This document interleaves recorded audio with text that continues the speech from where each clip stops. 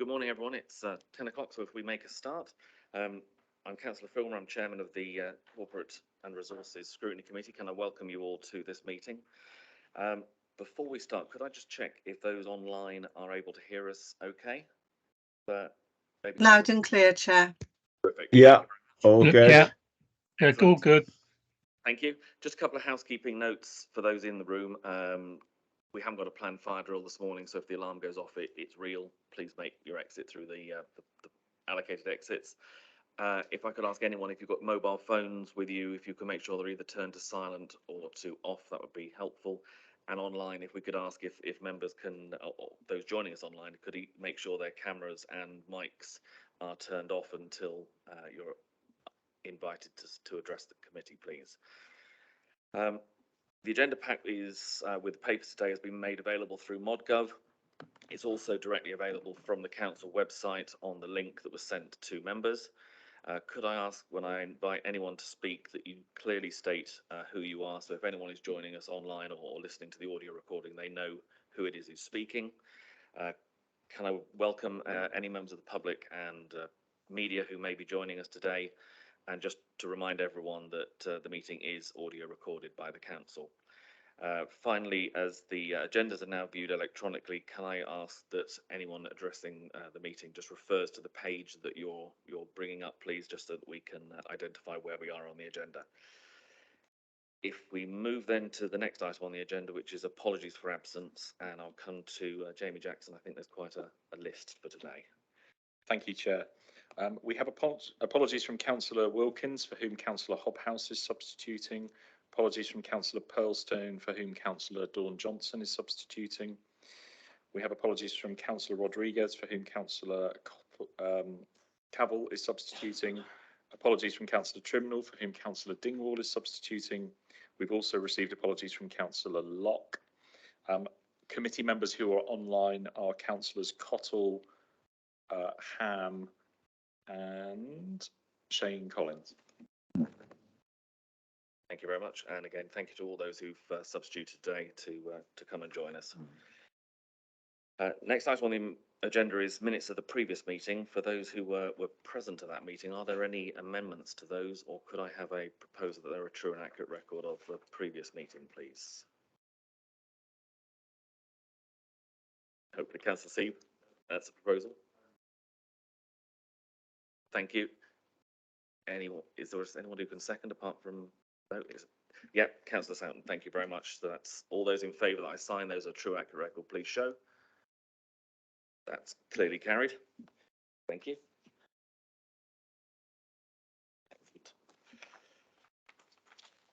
Next item on the agenda is declarations of interest. Are there any declarations over and above the normal declarations relating to membership of other councils and the local government pension scheme, which are already recorded? Not seeing any, so that's no further declarations. Thank you very much. Your next item on the agenda is the public question time, which I can advise we've not been advised of any public questions. No. So that moves us on to agenda item 5 and the main business of today for the first item, which is the introduction to strategic asset management at Somerset Council. And Mr. Do you want to introduce, or Ollie? Okay, Mr. Woodens, if you'd like to introduce this one then, please. Yeah, I believe there's I was going to run through a presentation. Really, Chair, this is an overview of the department and its functions and objectives. So a kind of introduction session, and really, I suppose what we're keen to get out of it is an idea of what this committee would like to see on its forward plan, so that hopefully some space to have a discussion about that at the end. So yeah, it's designed to be informative and general as an overview rather than going into any specific area in detail. Okay, so I think someone else is driving, so we could run through the presentation if that's okay. Okay, thanks. So yeah, just to flesh that out a bit, we're going to cover a few areas. Firstly, looking at assets for this new council and how they're managed, and how the strategic asset management department, that's the responsibility this committee and other functions are responsible for sort of different areas, because that's quite an important issue to grasp. And then we'll talk in a bit more detail about what the department does, how it is changing at the moment. We're clearly at a point of significant change and transformation, and there's a few things that I just want to bring out there. And then finally, just to remind committee members who may well be familiar with this, because it went through full council relatively recently, but we have our guiding document is the council's asset management plan and asset management strategy that has some objectives, and we'll just sort of touch on those at the end, because I think that really is what we are charged to deliver. And then over to the committee to sort of consider what areas you would like to drill into, what you might want to see regularly, what's of interest. Yeah, some time hopefully to discuss that at the end. Okay. Next slide, please.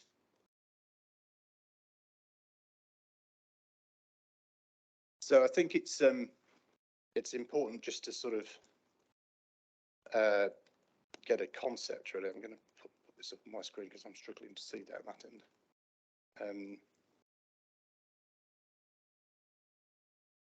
It's important to just understand that there's a big difference between what we call real estate assets, land and buildings, and what we've termed here as infrastructure assets. There's lots and lots of other assets that are owned by this council that don't have associated land holdings. And in the legacy councils, the boundaries between these areas were blurred in all 5 legacy councils, really.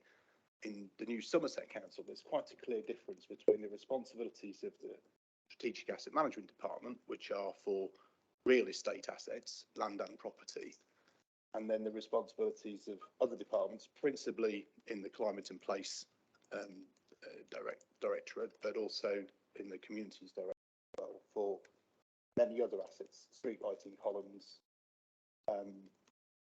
street furniture, flood and water management assets and things like that. There's lots and lots of other things that sit on our balance sheet and our assets, but aren't necessarily the responsibility of strategic asset management. And the next slide goes into this in a bit more detail. That's okay.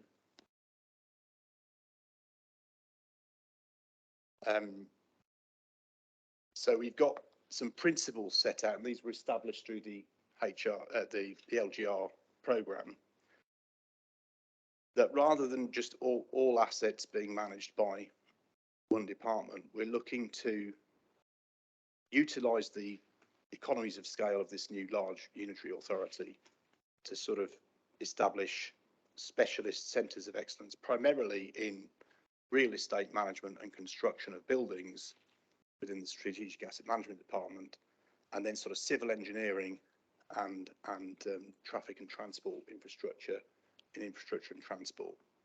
There are some smaller areas as well. In terms of those real estate assets, it's been established, and this was agreed ultimately through the asset management plan and strategy, that the council will take what's called a corporate landlord approach. Corporate landlord is an industry term that I have to say I don't particularly like. Both corporate and landlord have sort of connotations of evil, and it's not a very user-friendly term. But the principle around the corporate landlord model is that the council will manage all of its real estate assets centrally through a central department.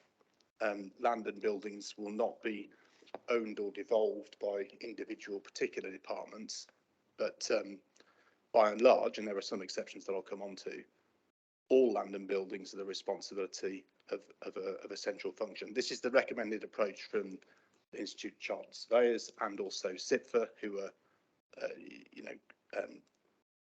various best practice documents, and it's been established in many larger councils over the years for a number of years now. But it does mean quite a lot. It means that budgets are centralised.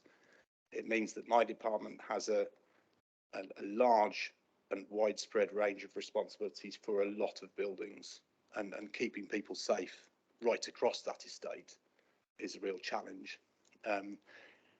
It also means that whilst we will always take a kind of oversight and to a certain extent a controlling view to make sure we're taking a very strategic view of how we use our real estate, that we need to really work hard to engage with services to understand what their objectives are and how we can support them. So corporate landlord model isn't about a monolithic corporate central department ruling the roost and telling everyone else what to do. It is very much about working in partnership, working across the organisation to sort of make sure that the estate supports our strategy and supports services and ultimately achieves the outcomes we're setting out to do. So as part of that corporate landlord model, repairs and maintenance and compliance responsibilities for buildings is the responsibility of my department. And then any real estate transaction, buying and selling and leasing of land, would also come through strategic asset management. And then the corollary to that is that for kind of surfacing, so grass and asphalt and parks and things like that, compliance and maintenance, we don't have specialist centres of excellence within my department on grounds maintenance. That sits at somewhere else. So the responsibility of that, the civil engineering centres of excellence, sit somewhere else. So those responsibilities will sit elsewhere. The big exception is housing revenue account assets, of which we have an awful lot. These are overwhelmingly residential dwellings sitting within either the former Sedgemoor or Somerset West and Taunton, and in fact the Taunton Deane area rather than West Somerset. And they require a specialist level of management. The tenancy is very different. It's a completely different job to maintain domestic dwellings than it is to maintain commercial buildings. So the housing function under Chris Brown does all of that, and strategic asset management supports on the fringes with things like leases for shops and some land transactions, but really very little. We don't get involved in Somerset Council in the HRA assets very much.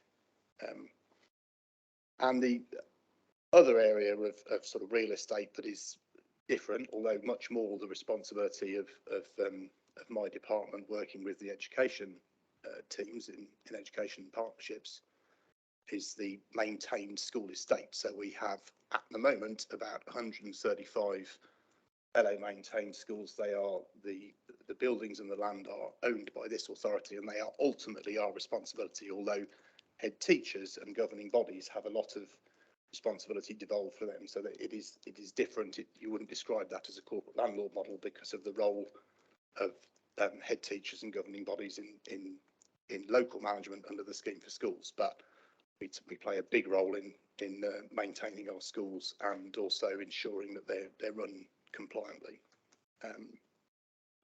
And then you've got the sort of stuff that was in the first slide, in that pink infrastructure assets. LOBs are a lot of assets that aren't property: street lighting, columns, library furniture, beds in residential dwellings and things like that, and they're the responsibility of the service department. So that's an overview. When you get down into the detail, this stuff is, who maintains that fridge or not, is quite complicated, and there's a lot to work through. But we have set this kind of framework, and that's becoming embedded now. So this table sort of summarises broadly what I've said, and is there for reference really. But it also fleshes out the difference between kind of different types of building and different types of land holding. So we have operational buildings and operational land and infrastructure. And then we have what we call sort of leased estate, commissioned estate, where we don't use the buildings directly to support our operations. A huge amount of sort of legacy property that we've owned historically for years between the 5 legacy councils, but then also properties like leisure centres, where we have the freehold and ownership, but they are operated by a third party. Recently, we've set up and built a number of residential children's homes under the Homes to Inspire programme, and they fall into this category of assets that are not directly operated by the council, but are our buildings, and we have an interest in them. And then the bottom row is commercial property. So what you might call investment for yield. These are properties that the only purpose of holding them is to generate income, either in the revenue in year budget through rental income or over time through capital growth. So the third column there, any real estate transaction is by and large the responsibility of the Strategic Asset Management department. The housing department looks after housing tenancies, and there is some work done within the highways teams and infrastructure and transport on way leaves for the highway works and things like that. But by and large, Strategic Asset Management does all of the real estate transactional work. However, responsibility for maintenance and compliance and repairs varies depending on the type of the asset. So where it's an operational building, that's very much us, and we have about 120 of these around the council. It comes and goes. But for land and infrastructure, it tends to be other departments and so on and so forth. And then, of course, when you're leasing a building or a site, the tenant takes a degree of responsibility depending on whether it's a full repairing lease or not. So that's an overview of how we do asset management at Somerset Council, and this is a framework that was established before vesting day through the LGR programme, but is very much still taking shape, and there's lots of complicated discussions going on about where people sit in the organisation, where budgets sit to sort of embed all of this at the moment. That will take some time.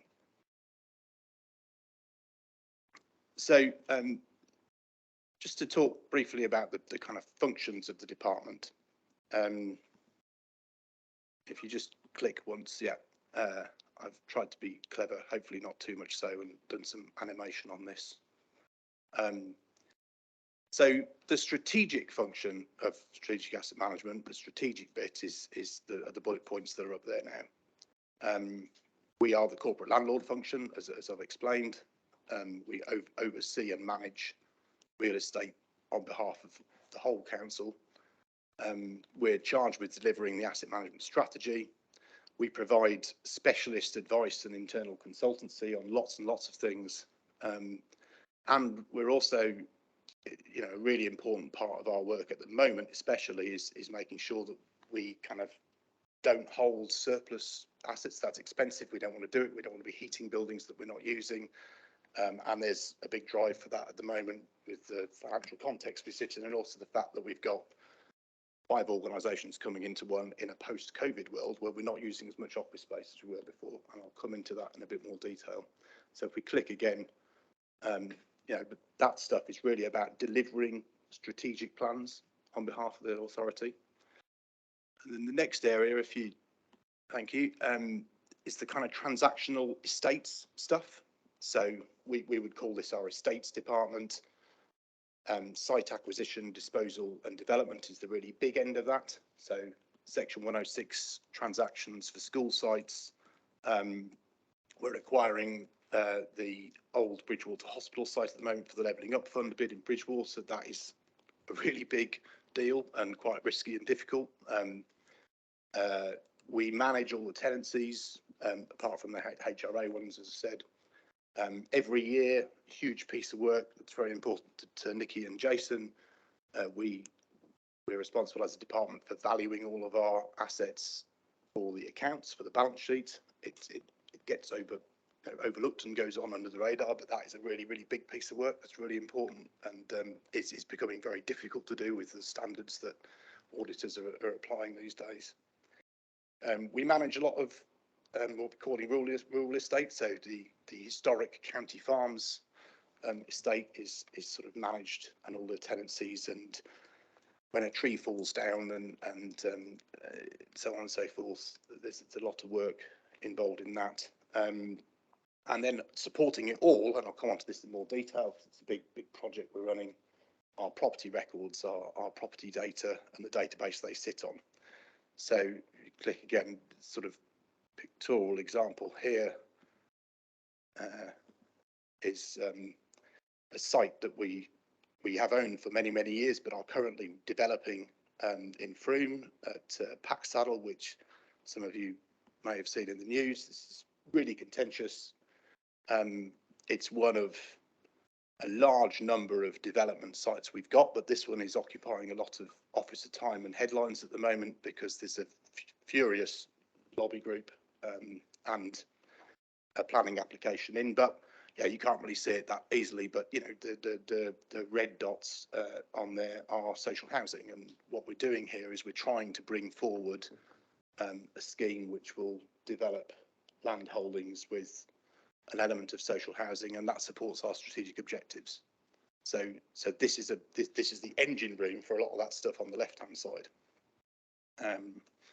Next one, we've got our sort of compliance function, mainly focused on those operational buildings really. Premises compliance, risk management, FM, cleaning contracts, a property help desk that takes calls. We went live with the new help desk system earlier in the year, and we've had 2,700 jobs logged through that system so far. And I think that's about 4 weeks old. So that's just a huge volume of work going through the department. And then finally, we also run the council's mail rooms, post and hybrid mail and print functions, which sit sort of alongside FM, but they're a bit of a separate function. And if you click again, you know, this is sort of fire drills, gas safety checks, that kind of thing. You never hear about this unless it goes wrong, but it's really important. It keeps us safe. If it goes wrong, you know, Jason or I go to jail potentially. It's a big deal, and there are higher and higher standards, less and less money. It's a real challenge for us, this area, and we have a lot of sites, a huge estate to kind of control. Okay, next group of functions, we've got building construction. So new schools, and the example of the Bridgewater Hospital. So there's again, we're usually working with other teams, alongside other teams, so we won't decide we need a new school here, this is what it's going to look like. You know, education commissioners will make the decision about we need to provide capacity for more places here because this development's coming in, but we manage the construction, procurement and the programme, and the same with regeneration sites. We do a lot of building repairs and maintenance and refurbishment work, particularly on our schools estate. We've had something like £9 million in the last budget round to fund essential repairs on the schools estate. That's a huge area of challenge nationally and for the authority. And then we're also, and I'll come on to this in more detail, we're trying to deliver decarbonisation projects as well. So we're trying to bring the estate to net zero if we can, and that objective is clearly articulated in the climate emergency strategy. So the picture here is the new Orchard Grove School at Comitro. At the moment, it's the biggest construction project we've got on. It's about £12 million, passive house school. So it's a really exciting project to be the first passive house school in Somerset.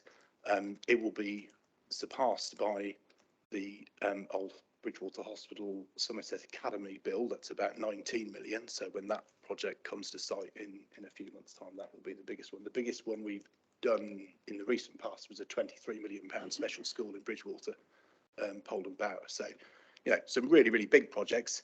But also under this function, lots and lots of roofs that are leaking that we go out and try and fix up and replace if necessary, drainage problems, end-of-life boilers, and all that sort of stuff. So a large construction programme of, you know, many tens of millions of pounds is managed through the department.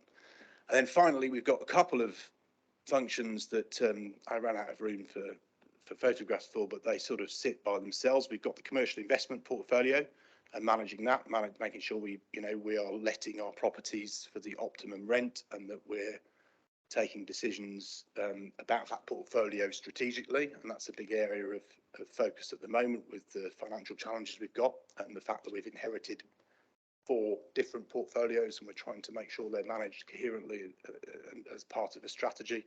And then finally, last but not least, closed churchyards, which is a sort of statutory function that's under the Strategic Asset Management Department. Somerset Council has an obligation to repair and maintain churchyards that are closed, even though we don't own them. They're not our assets. We have a liability here, and there tends to be to do with retaining walls falling down. We've got a couple of those at the moment, and we're they're both costing over £100,000. So this is not an easy one for the council. There's no upside really. It's just trying to keep things in place. Okay, so I hope that was helpful, and thank you for indulging me. So our objectives, as I said, sort of that strategic stuff, supporting service delivery, delivering the asset management strategy, and supporting therefore the corporate plan, but also keeping everything safe and compliant, looking after the commercial investment portfolio and making sure that we optimise the yield from that, and then supporting that construction programme. In summary, next one. All right. Just to come on and talk a little bit about the various projects we've got running, and these are all sort of part of our local government reorganisation transformation journey, really. So we have a distinction in Somerset Council between transition projects, that's really about the transition from 5 councils to 1, and stuff that's more transformational. We started a lot of these transition projects under the LGR programme back in 2021, and to a certain extent some of them are still running. I'll come on and talk about our asset management system and asset records in a bit more, but that's a huge piece of work for the department. We are all that compliance stuff, the facilities management, we're bringing all of that together because we've had 5 different systems operated, and making sure that we've got a standard set that's consistent, and making sure we've got a good grip on our compliance is another important area for transition. As with all departments, we are busy restructuring and aligning different teams and services. Some of that's about structures and people, but it's also about the operating model of the sort of corporate landlord model and the policy framework. So we've set the asset management plan and strategy, but we will be bringing a lot of other policies underneath that, and that's an area that Scrutiny Committee, we really like your input going forward.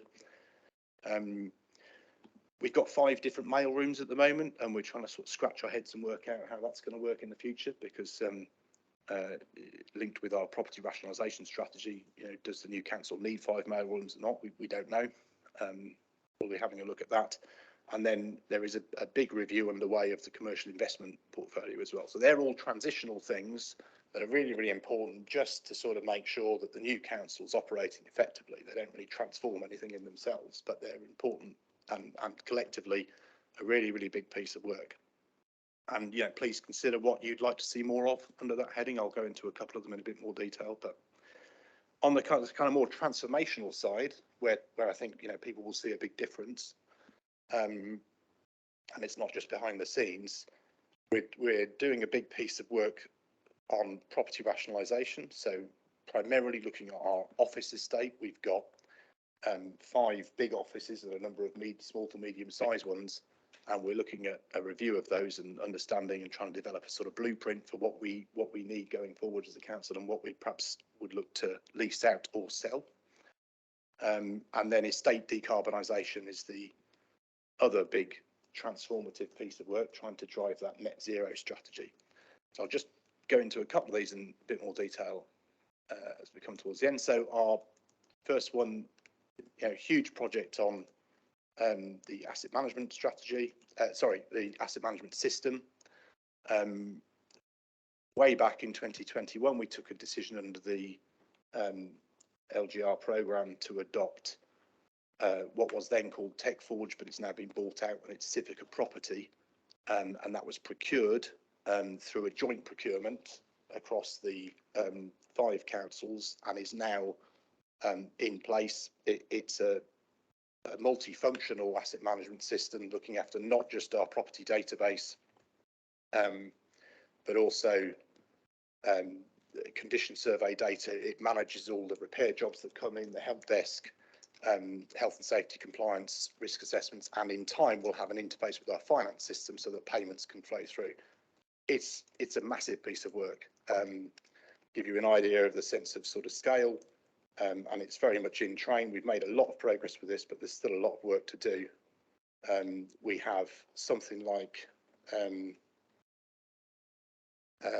3,000 site records at site level on this system at the moment. We think once we're complete, well, that'll be up to 4,000, possibly slightly more.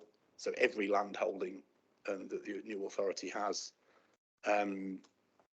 So far, we've carried out 70 condition surveys with about 7,000 items of data on them, all loaded up onto the system so that we can tell for each of our buildings that we're responsible for, and that programme will continue. It will take another year to do all of the condition surveys and load it all up. So we've got a good central view of the condition of our estate, and we know when all of our boilers need replacing and so on and so forth. And then managing the compliance side, every week, every building that we are responsible for is inspected to check that the fire extinguishers work, that Legionella tests are done to a cycle. All this cyclical maintenance and inspection work is all managed through the system. And I think we think there's going to be about 10,000 inspection schedules on this system for various facets of compliance across our estate. So it's a huge piece of work, and it's really important, and it really will, it's taking us, all of the councils were running largely spreadsheet-based compliance systems, and this is all going onto one system. So building it is a huge task, but once it's up and running, it should save us a lot of money and make us more effective.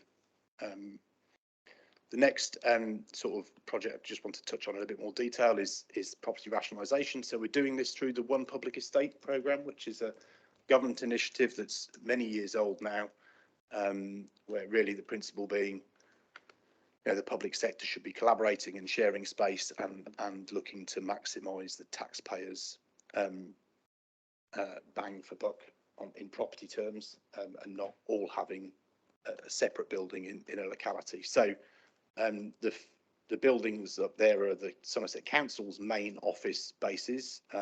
We've got 2 in Yeovil, 2 in Taunton, Shepton and Bridgewater, and Willerton and West Somerset. They're all large office buildings. We have a number of smaller office sites as well, and then of course all of our libraries and children's centres and so on and so forth.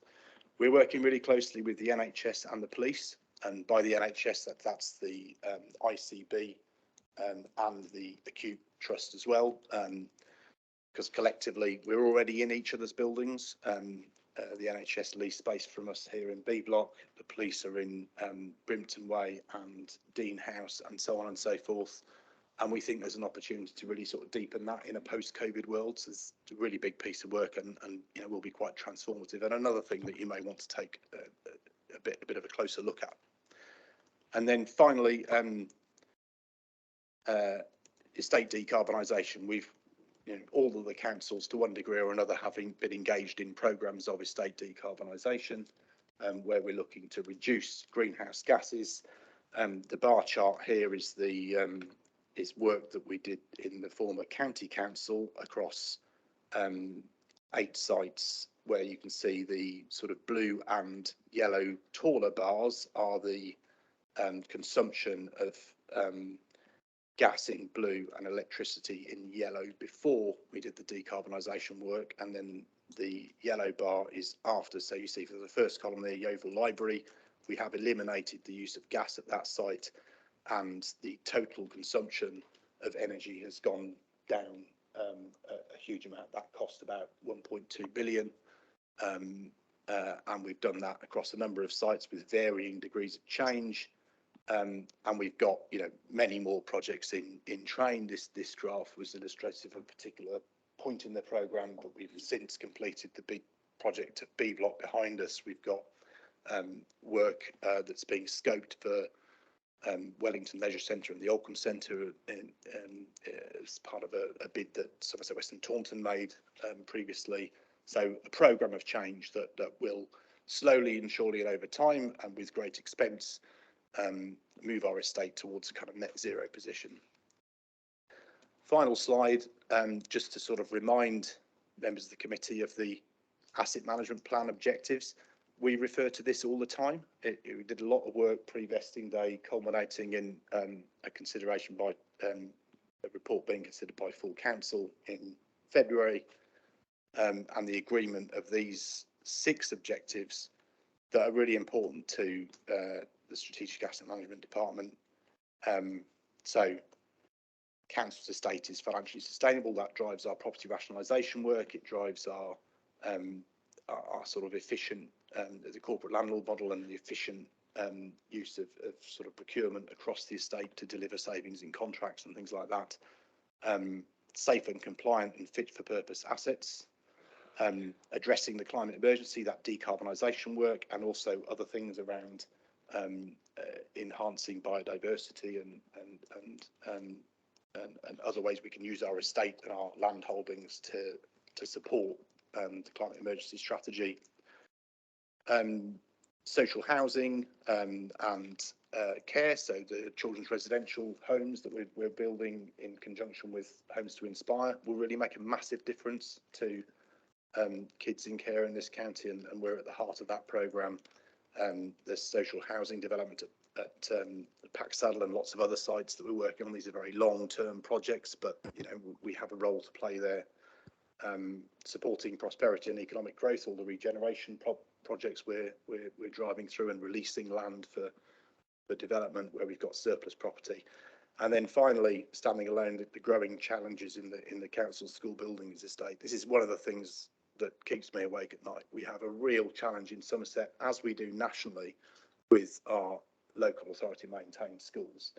We had to close a school at very short notice in the summer of 2022.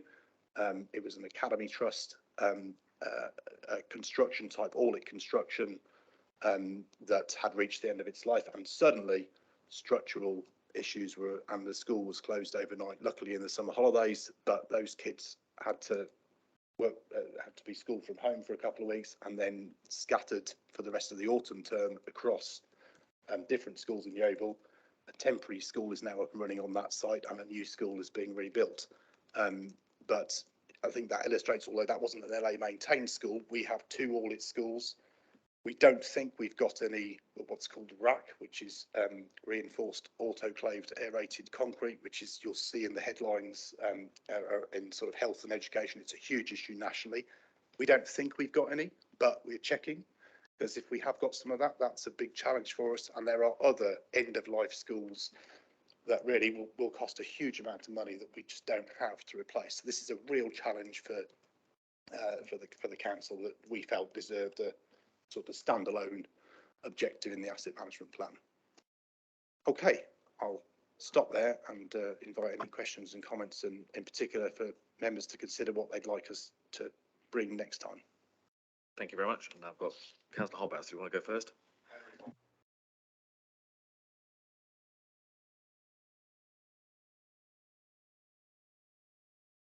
You've used the word assets at the beginning of the paper, infrastructure assets.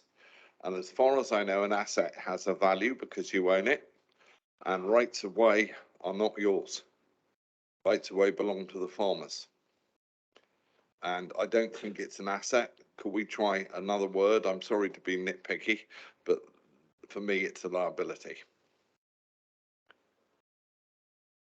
Yeah, I think there are some sort of footbridges and things that are assets that are quite important that are part, and that's, I guess, what we meant by asset. But you're right, an awful lot of our assets represent liabilities as well, and certainly that's the case with infrastructure assets all over the network, and some of our buildings too. I'm going to be horrid now and just tell you that most of the bridges that are closed can't afford to be reopened. Thank you. I was the property portfolio holder at South Somerset, and we took on the police into Brimpton Way. At the time we did it, they were not willing to work with us long term. They were insisting that they were going to put a new police station up on the old site, costing £4.5 million or something. Are they still got that plan, or have you managed to persuade them to work with you? They still have that plan, and in fact, they've sort of reaffirmed that commitment recently. But they are also, working with us. They are very much part of this one public estate discussion, which will be a more complicated and a longer process to go through than if we were just rationalising assets ourselves. But we believe it has a better outcome, and certainly, we're working with the police in West Somerset. We're working with the police about looking at our accommodation in Taunton and various other locations, and wherever there are opportunities to co-locate, we'll certainly be having that conversation with the police. And I think we had a big workshop last week. Police sent three very senior people to that. I think they're really engaged. Councillor Hobhouse, so I'm quite encouraged. Finally, you got rid of all the gas on the libraries. Well done. How much of the electric is going to be solar panel off the roof, and how much of it's being bought in? So very much depends on the site.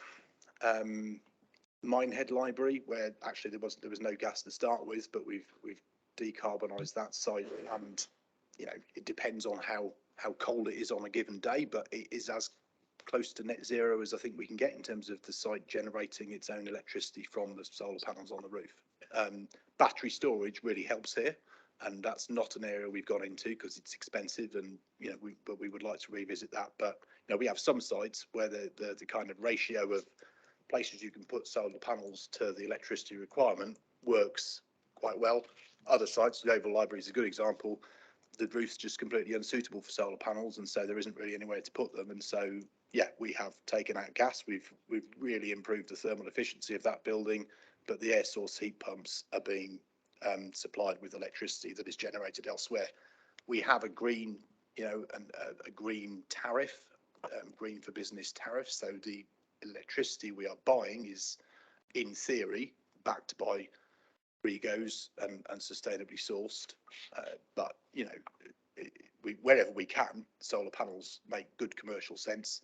Batteries have a much longer payback period, but we certainly would like to do that more if we can, but it really depends on the site. Thank you. I've got a number of members of committee who've indicated, so I've got councillors Dingwall, Johnson, Wilkins and Sieve. So if we start with councillor Dingwall. Thank you, Chair, and thank you for the presentation as a sub into the committee. I know a lot more now than I did before, so that's really helpful. I've got a couple of questions, two that focus on investment assets and two that are a bit more general. So the first is, you mentioned every year the valuation project of the investment assets goes on. How has that changed in the last 12 months versus previous periods? It's changed really over the last two audit cycles. So about 2 years ago, the audit firms got told off by their regulator for not investigating local authority assets very thoroughly, and it's probably fair to say that they didn't. The valuation of the authorities' operational assets, things like schools, is to a certain extent an exercise in measuring something and reporting it that doesn't have a lot of impact on the taxpayer. And so I think a fairly light touch regime was applied by auditors, and they got a big slap on the wrist by regulators, and they have really upped their game. And so we have had to respond to that by making sure that we take a much more robust and a much more onerous approach to the valuation of operational assets that actually in the market we don't really sell our schools. They're there for centuries sometimes, but that's been taken a lot more seriously than it was, and the evidence base, and that's driven a huge amount of work for our in-house and external valuers. and it's very difficult to get right. So I suppose being more specific there, then our investment, the assets that are held for investment rather than schools, broad, high level, is it red or black? Is, you know, are we seeing returns come through if we were to, you know, sell off assets? Are we likely to see good returns? So just on the auditing point, I mean,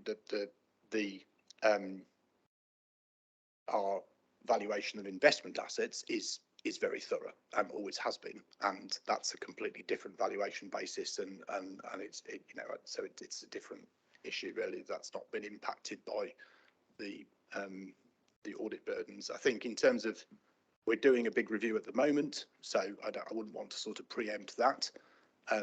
Overall, you know, property values have slumped a bit with interest rates and so on and so forth, but you know, we've done a number of transactions that are okay. We're not currently selling anything. We're looking to obviously renew leases as they come up and take opportunities to re-gear things and so on and so forth, and avoid void periods, and that's going okay. There are swings and roundabouts within that general story and individual assets, but I think that the full review, Jason, Nikki may want to come in on this point, is very much something that we'll be bringing forward as part of the MTFP round this year, and you know, we'll have more information then. Cool, thank you. And I'll cut out one. When it comes to those assets, are they counted in the estate when it comes to looking at decarbonisation? So assets that maybe don't exist within the county, that exist around the rest of the country, do we still count them as what we want to decarbonise? It's a really good question. No, we generally at the moment, although this is all under review, both within Somerset Council and nationally, but up to this point at least, it's the energy bill payer that's responsible for the carbon emissions. So the electricity that we are using is what we will focus on. There's a debate to how LA maintained schools fit into that, because that's a huge part of our entities' carbon emissions, but they're sort of controlled at a different level, and they may academise as well and fall out of the entity. But we don't look at the kind of leased and rented estate. Whether we will in due course is something for us all to decide. I would reflect on, you know, the 120 odd sites where, you know, we're operating them non-schools and we're the bill payers. That's a huge challenge in itself. Taking on the sort of leased estate as well will be even more of a challenge. And one final one, if that's okay, sorry. We talked about the restructured team transformation and so on. How far would you say you are through that process, and how long until you guys are, you know, cruising speed, you know, with the work?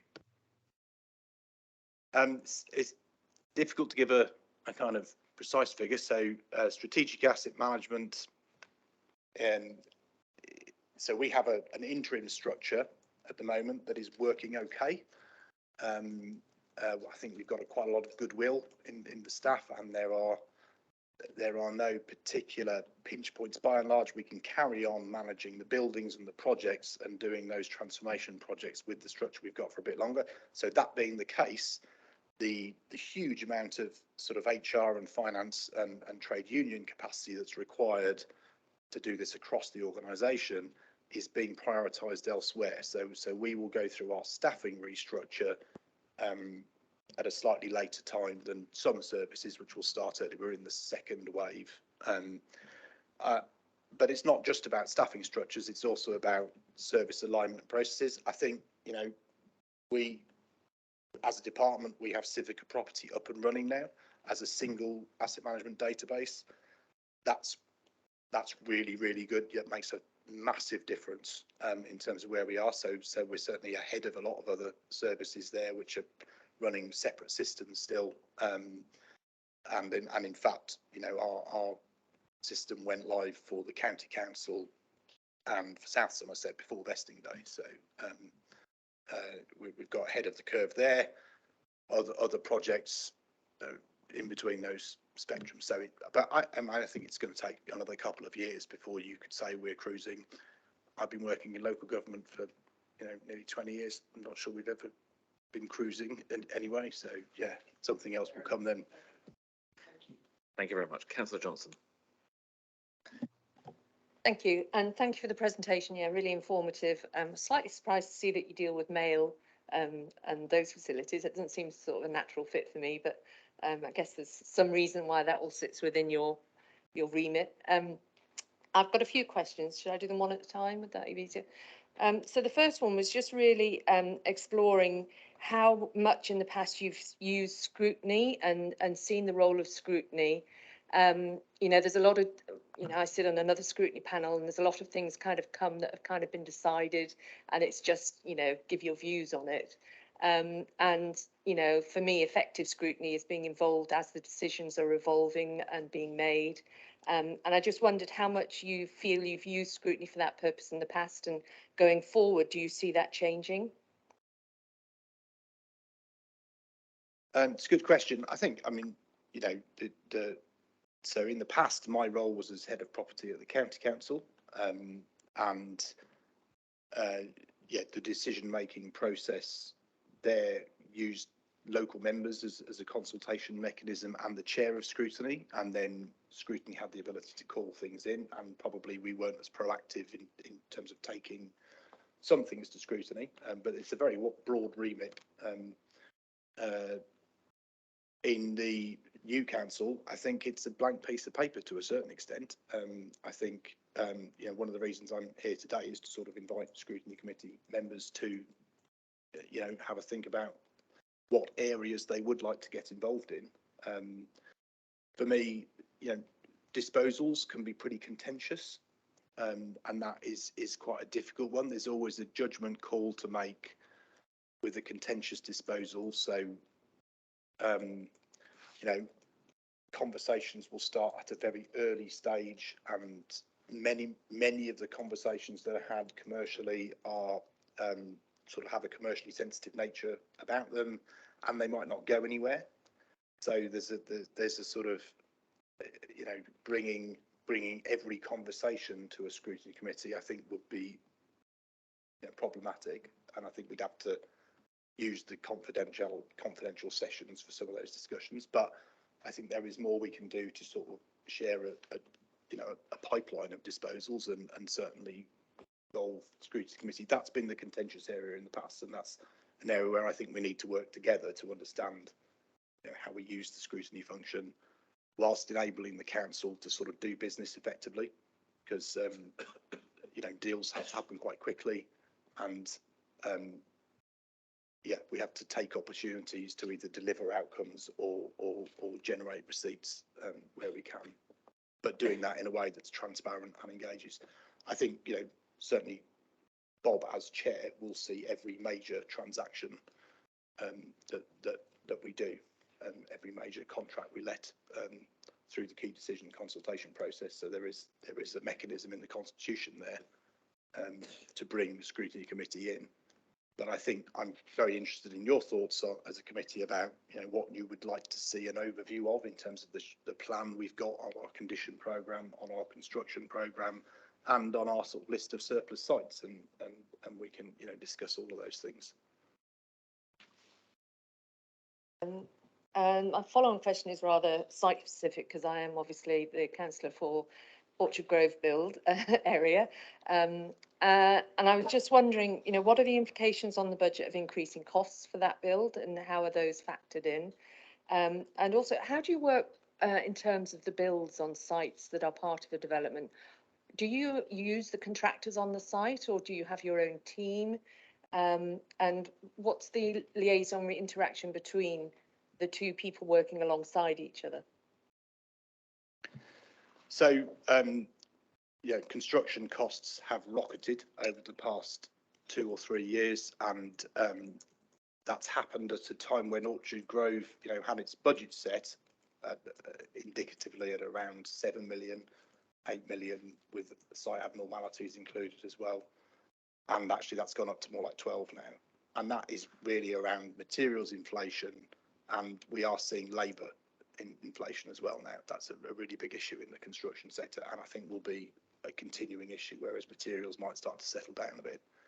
So costs right across have gone up, and some projects get caught by that in terms of the budget that you set being before inflate. We always try to predict inflation, but it's not been in the construction sector. It's gone a bit crazy over the last 2 or 3 years. Where we were able to bake in a contract before, sign a contract with, usually there's some risk on the council side, but a lot of risk has been transferred to a contractor, then, we've benefited from that, and inflation hasn't hit our construction budgets. Or where we're sort of entering a contract and the inflation has sort of peaked, we're able to sort of project costs much more realistically. But Orchard Grove, because of the timing of that project, happened at really the worst possible time in terms of a budget being set and then the actual price secured from the market. I think I would say, if you can keep it to the, I think we've got to be careful not to get into a particular site, because that's, you could by all means have that conversation outside of the committee, but I think the general background you're giving us is fine, but I think if we get too much into specifics of one site, we might be straying into areas that we might be better not to in a public scrutiny meeting of a general nature. But please carry on, Councillor Johnson. Yeah, I was just, the relationship with contractors on developments, is that generic enough? Yeah, just how do you work when you're on sites that are being built by developers? Yeah, I mean, again, it'll be horses for courses. There are some schools that are built by developers as part of a Section 106 or SIL agreement. That's, in some ways you're transferring quite a lot of risk to the developer there, but you don't always necessarily get the school you want. So there are swings and roundabouts about that. Developers tend to be more interested in giving us a land parcel, and we work very closely with developers on making sure that we've got land that's the right size, that's serviced properly, and that is suitable for a school build. But once the land has been handed over, we take over and procure and construct the site. One final question. It's great to see the state decarbonisation. I'm just wondering, with budget pressures at the moment, where you see that progress being made with that. What's the implication on those projects with the budget constraints at the moment? Yeah, I think it's going to be a real challenge to sustain the kind of momentum we've had in recent years on that programme. It's not just our local budget situation as a council, but schemes have received a lot of funding from central government through the public sector decarbonisation scheme, but the generosity of that funding is diminishing significantly now. So there's our opportunity to fund a large proportion of schemes with grants is sort of going now. We'll wait and see what the next wave looks like, but I suspect the government is running out of money for this as well. So it's going to be very, very difficult. Thank you very much. Online we've got Councillor Wilkins, who's part of this committee. So if Councillor Wilkins, if you'd like to ask your question. Thank you, Chair. And thank you for the presentation. I just have one question, and it's around the property rationalisation and disposal. And basically, how does decarbonisation feature in your thoughts on that, or do they not? And then that comes in as a completely separate process. Yeah, really good question. It absolutely features in our thinking for property rationalisation. So as part of our analysis to inform a decision on whether we keep a building or not, we will be looking at what's the cost of getting this building to net zero, and anything we keep, operationally at least, we really need to have a plan. It might not be affordable in the near term. Usually you're waiting till the end of a heating system. So if we've got a gas boiler in a building that's got another 7 years to run, we wouldn't decarbonise that site until the end of the boiler's life, because we've got plenty of buildings where boilers are at the end of their life and we focus on those. But yeah, absolutely, we are looking at what's the decarbonisation strategy or potential for these sites and making choices. But there are other factors too, of course. We can't allow the decarbonisation potential to drive everything, otherwise we'd end up with offices in the wrong place, libraries in the wrong place. So there's lots, but it's a key ingredient. Thank you. Councillor Seeb. Thank you, Chair. I'd just like to pick up first on a factual matter introduced by Councillor Hobhouse, which was the police situation. This morning's Western Gazette in the Oval edition is headlining the £1.3 million the police have spent chasing their redevelopment and then deciding not to. But I got the impression from the article that they had a mindset that they were still looking for a town centre police station, and that's a little different from the impression I thought you gave me earlier. So I think it's a go check facts, I think. A question about the portfolio first, and disposals in particular. I'm well aware that there are some land holdings which previously, at least one of the district councils had in the disposals list, but were actually gained by the planning process, and they were structural landscaping strips, woodland, this sort of thing, which were there quite deliberately for good reason, some of which were actually encumbered by covenants to that effect, because developers rarely give over land without sticking a covenant on the transaction. So can you please make sure that all of those have been handed over to the other team, because I wouldn't want you trying to dispose of the woodland again. So that's just a point for information. On the operations, could you explain a little bit more about how you manage the site from the boundaries point of view, from the operational thing? I'm thinking overgrowth. We have an awful lot of areas where we have a land holding or an interest in land, and it adjoins public footpaths, it adjoins footways, and thus needs to be managed for public service reasons to a high standard. And one of the things which has rather been falling over recently, and should have been resolved by unitarisation, is that making sure that there's a public servant keeping an eye on the public service, pathways down the side of schools, hedges at the boundary of a footway, this sort of thing. And I'm just wondering if you've any clever tricks that allow you to make sure that you utilise the services that are commissioned more broadly for street scene and parks and so on and so forth, to assist yourself. So you could discuss. So I think I'll just pick up the response to that final point. I think it's important to understand that money is very tight, and there is a lot more that we would like to do to maintain our estate to a higher standard, but the budgetary situation really forces us to focus on the absolute essential health and safety elements of that. So we are having great success in engaging with the expertise of sort of grounds functions that are part of the new unitary council that have come across. They're doing great work in some of our sites, but we will tend to only commission that work when there is a fairly critical health and safety issue, or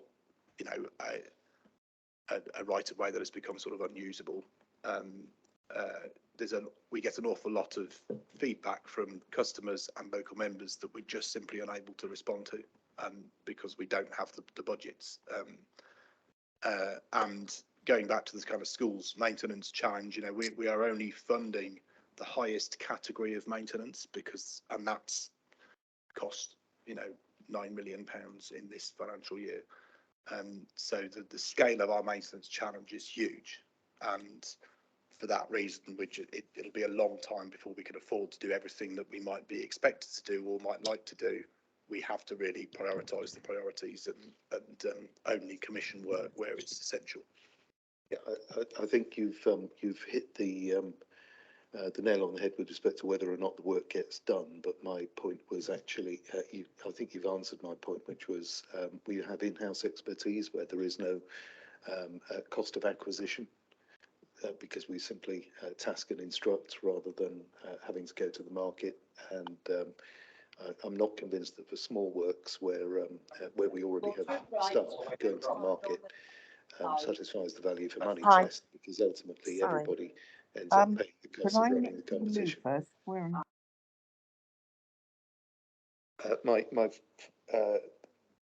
My last point was just a variation on that. You didn't mention academies in the land holdings.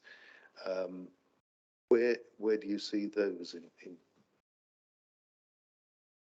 So we are the landlord for academy sites, but it's a 125-year lease, and it's a sort of statutory process. And in effect, we have very limited responsibility and very limited control over those assets. We are ultimately the landowner.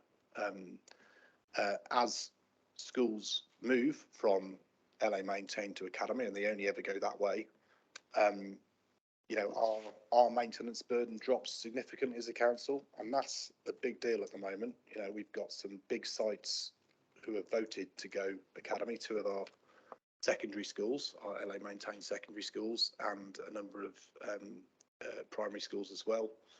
And that will make a big difference to this authority's main cost and risk of maintenance.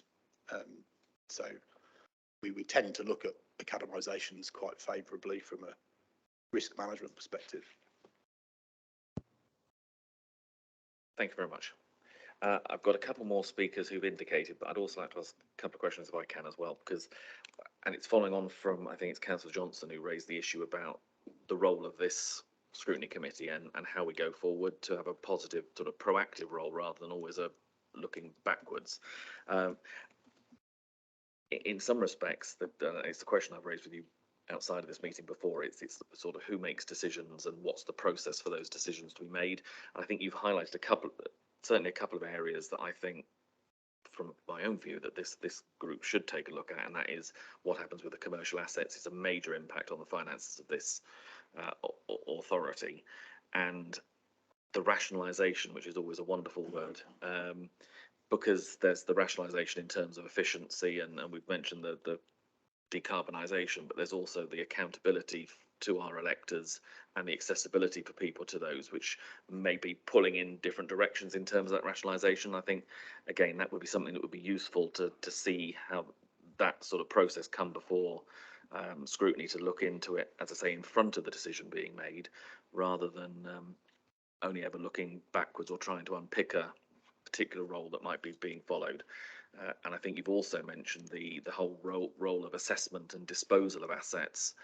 I think that process is something that I think would be useful for members to have a better understanding as to what goes into that. It's not the sort of thing that we can do, obviously, in a meeting like this today on things, but I think going forward, whether that's whole committees or whether that's working parties or task and finish groups to look at particular issues, but I think that's something that maybe as a scrutiny committee, that's something we ought to be looking at, so that, as I say, we can hopefully be a positive in the process rather than a simply let's try and pick over decisions that may or may not have already happened, or as you said, come before me as chair to look at.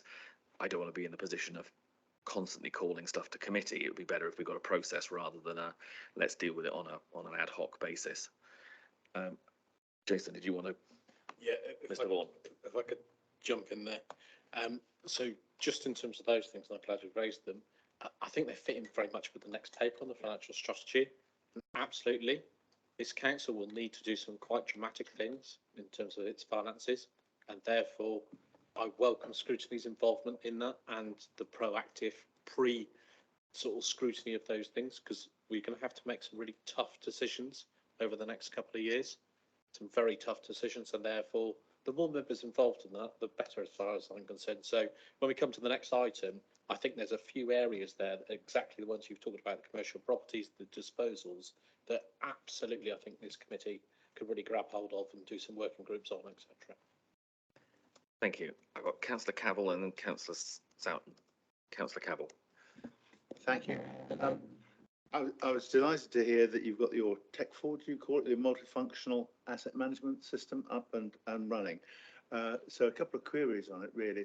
The assets that have come over from the district, are you now in a situation that you're sure that all the assets that have come over as paper assets are in fact actual assets now. The other side of things is, having been involved in Taunton Dean days with Pathfinder and GISing, little strips of land all over the place that are future ransom strips on development. Do they fit into the system as well? Yes, they do. So it's a huge task, and broken into two phases really. Firstly, sort of populating from the legacy council asset records, the GIS layer and the asset management database, because these are land holdings are held on GIS software as well. So that's a big task. We are not completed with that task. There's a lot of, we're focused, as you'd expect, on the bigger sites, on the buildings, especially where we have compliance responsibilities. There are a lot of little strips of land out there that exist in legacy GIS systems, but we are working our way through all of that, and everything will go on to Civica property. The next task is to try to reconcile that with, because that only gets us as far as thinking we've got everything, I think. Reconciling that asset record database with land registry records, with deeds as well, is another huge task that we would like to do. Whether we get down to doing every strip of grass is another matter. I think that's almost insurmountable. Yeah, you still find things, in my experience, that turn out to be owned by a legacy council, often going back to pre-1974 days and things like that. So this isn't the first time we've reorganised local government in Somerset, and we are still finding things from the last reorganisation. So I suspect, it'll be a long tail. We take a risk-based approach, and we're confident that we've got the buildings. We're going a step further, and within the buildings there are subsidiary asset records on boilers, on fire safety systems, and so on and so forth, and we're logging all of that too. So it's a big exercise, and it'll be as good as it's ever been. I'm not sure that any council in the country has a perfect asset record system, because they're very old organisations, and yeah. Thank you for that one. There was one other one that there's really curiosity more than anything else. Seeing the savings that were made on the libraries, quite substantial savings. Do you ever do any true capital cost of doing this work versus the return of savings, and get a rate of return effectively, or is it just an impractical sum to do? No, we absolutely do. The savings on that bar chart were around CO2 emissions, or kilowatt hours of consumption, I should say, actually, rather than emissions. So, you're looking at a saving in carbon and a saving in usage. It doesn't necessarily translate to a cash saving, though, because the cost of electricity per kilowatt hour unit is much, much higher than the cost of gas.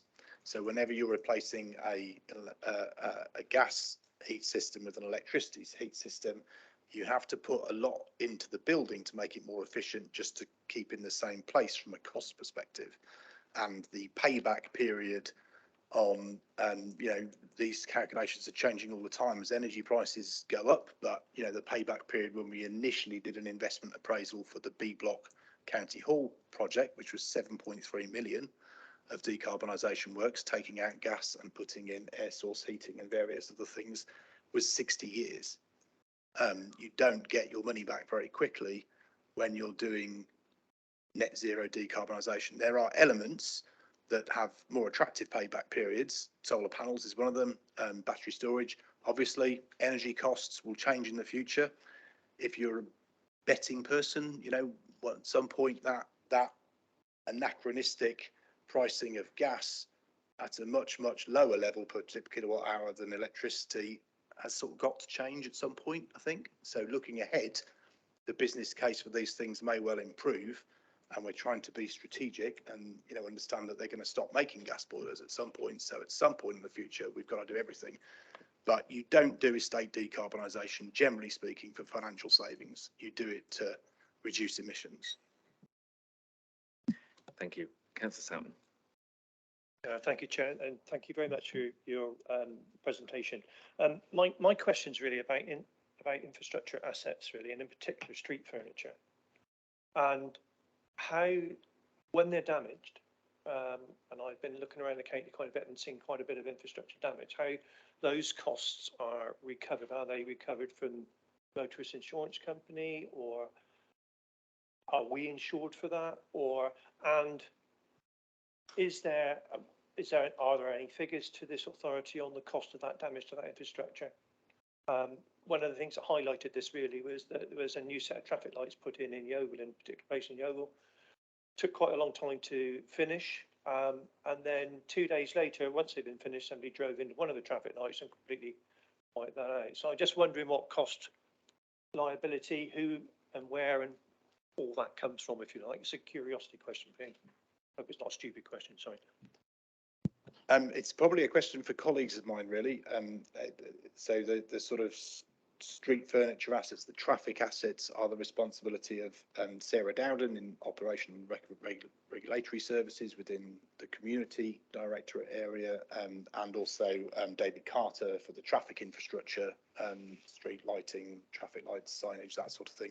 I believe that insurance is a big part of those departments' work, but it's probably not a question I'm really qualified to answer because it's not the responsibility. I think maybe if we take the question, pass it on to the right officers, and we'll get a reply circulated, because I'm sure it's a question that many other members would have as well in terms of that. But yeah, I've got no other questions in the room. I haven't seen any coming up on screen.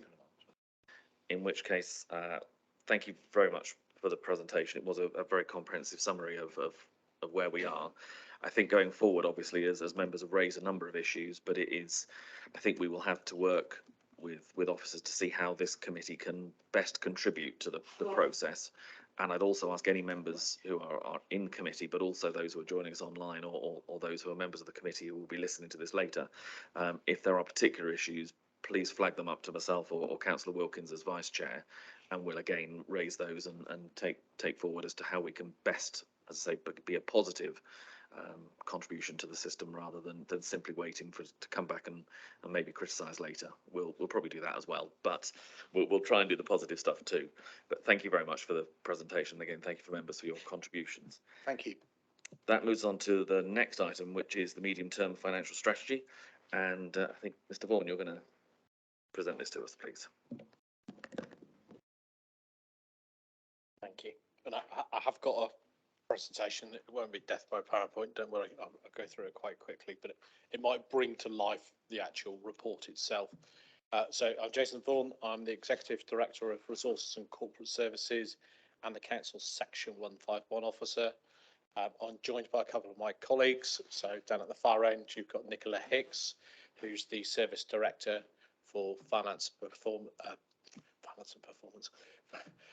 Procurement, and my Deputy Section 151 Officer, and Christian Evans, who's the lead for the business partnering, so heavily involved in the budget monitoring process that this committee is very interested in. So what the report before you today on the financial strategy is going to the executive on Monday, so it's your chance to make any comments, observations, etc. today that will be fed through to the executive on Monday when they consider it.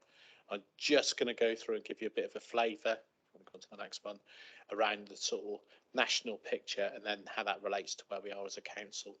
So in terms of the national picture, government funding, there's been lots of promised reviews recently. The last 3-4 years, it was definitely happening next year. As you know, next year never quite comes. Well, they've confirmed it's definitely not happening next year now. So those reviews will be pushed back. That will change some of the figures in our medium-term financial forecast. Somerset would have done quite well out of those reviews. So our figures for future years is likely to get worse. We have been given indicative figures for the finance settlement for next year, so the 24-25 financial year. So when they give us the figures this year in December 22, they actually give you the precise figures for the current financial year and pretty much a firm outline for the following year. So we already know where the council tax limits are. So we can increase council tax by 4.99%, being sort of general council tax increase of 2.99%, and then a further 2% for the adult social care precept to fund the extra costs associated with adults. Nationally, we're seeing inflation hit a 40-year high, and it is starting to drop, but stubbornly slowly, I think the phrase would be. That has an impact on everything, including your personal finances, and the council's no different. So things like our care costs, when you think about it, they're double whammied because most of their spend is on staffing costs, which have gone up considerably, and they're quite low paid staff, and that area has gone up a lot, and sort of energy costs and food costs. So all of those sort of costs are really impacted. That causes us as a council financial problems, obviously, because our funding isn't going up at the same rate. On to the next slide. Interest rates, when you kind of put it in this 50 times increase since November 21 to where we are now. And by the way, it's not stopping at 5%. I think the forecasts are 5.5%, 6%, possibly at the top end. That has a massive impact. So we're touching on commercial property earlier. The borrowing for that commercial property portfolio, majority of it was on short-term borrowing. So about £250 million, £250 million at short-term borrowing rates. They've just increased by 4.9% and going to go up higher. So you can see that has a massive impact on the council. If you put that in real terms, that's a sort of 10 to 12.5 million pounds increased cost that we face. That's just happened in the last year or so, and I think it will get worse. In terms of staffing, the labour market, it's really tight. Really good employment figures that there is very sort of high employment levels. That's really bad if you're trying to employ staff, and it's really difficult to recruit, and particularly for some of those lower paid jobs, it's a real tight market. Go on to the next slide, please. So what does that mean for councils in terms of that national picture? Councils are feeling the strain. There are a number of councils that have issued Section 114 notices.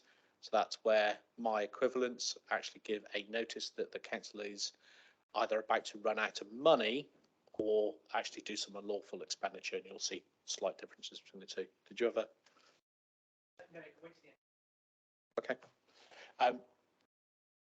There are a number of other councils that actually are running out of money, but the government has come up with a scheme called a capitalisation directive, where you can borrow longer term, so 20 years, to fund your day-to-day expenditure. So it's a bit like you putting all your weekly shopping on a massive mortgage, effectively.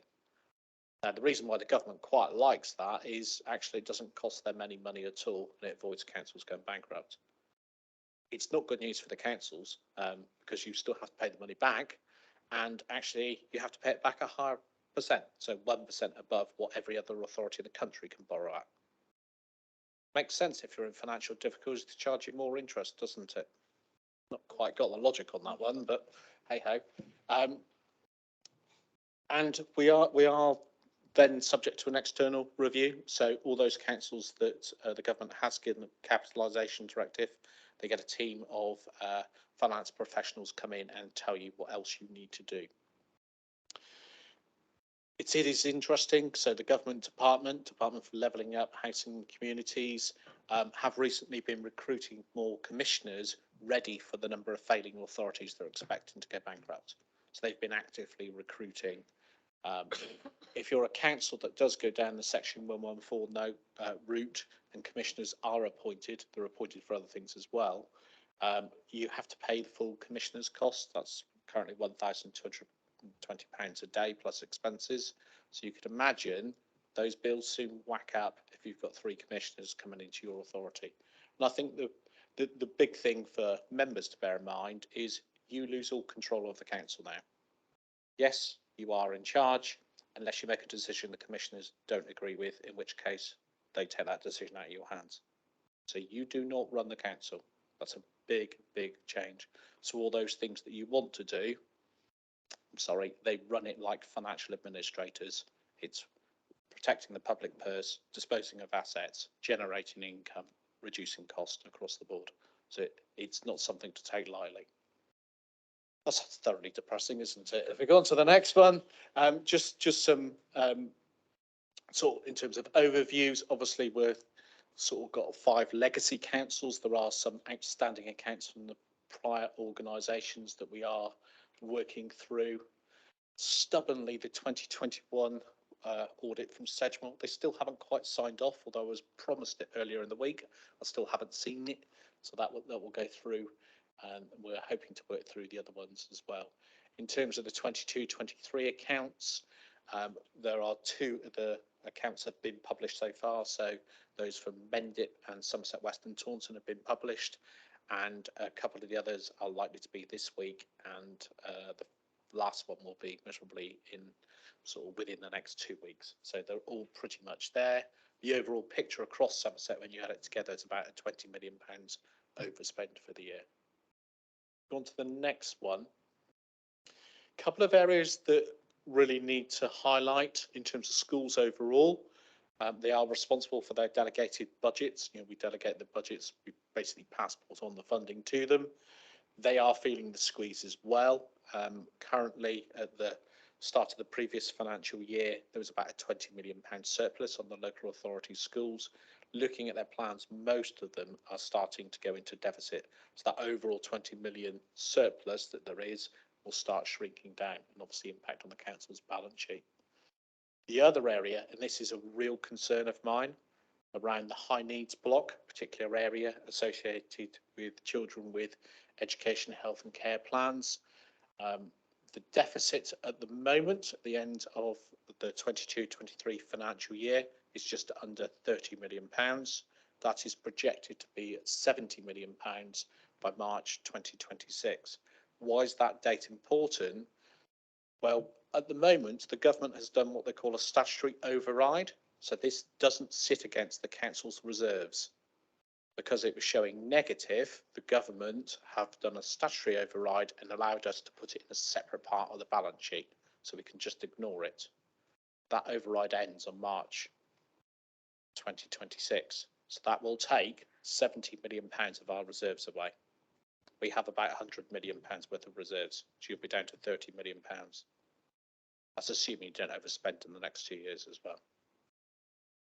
That is a major, major financial challenge.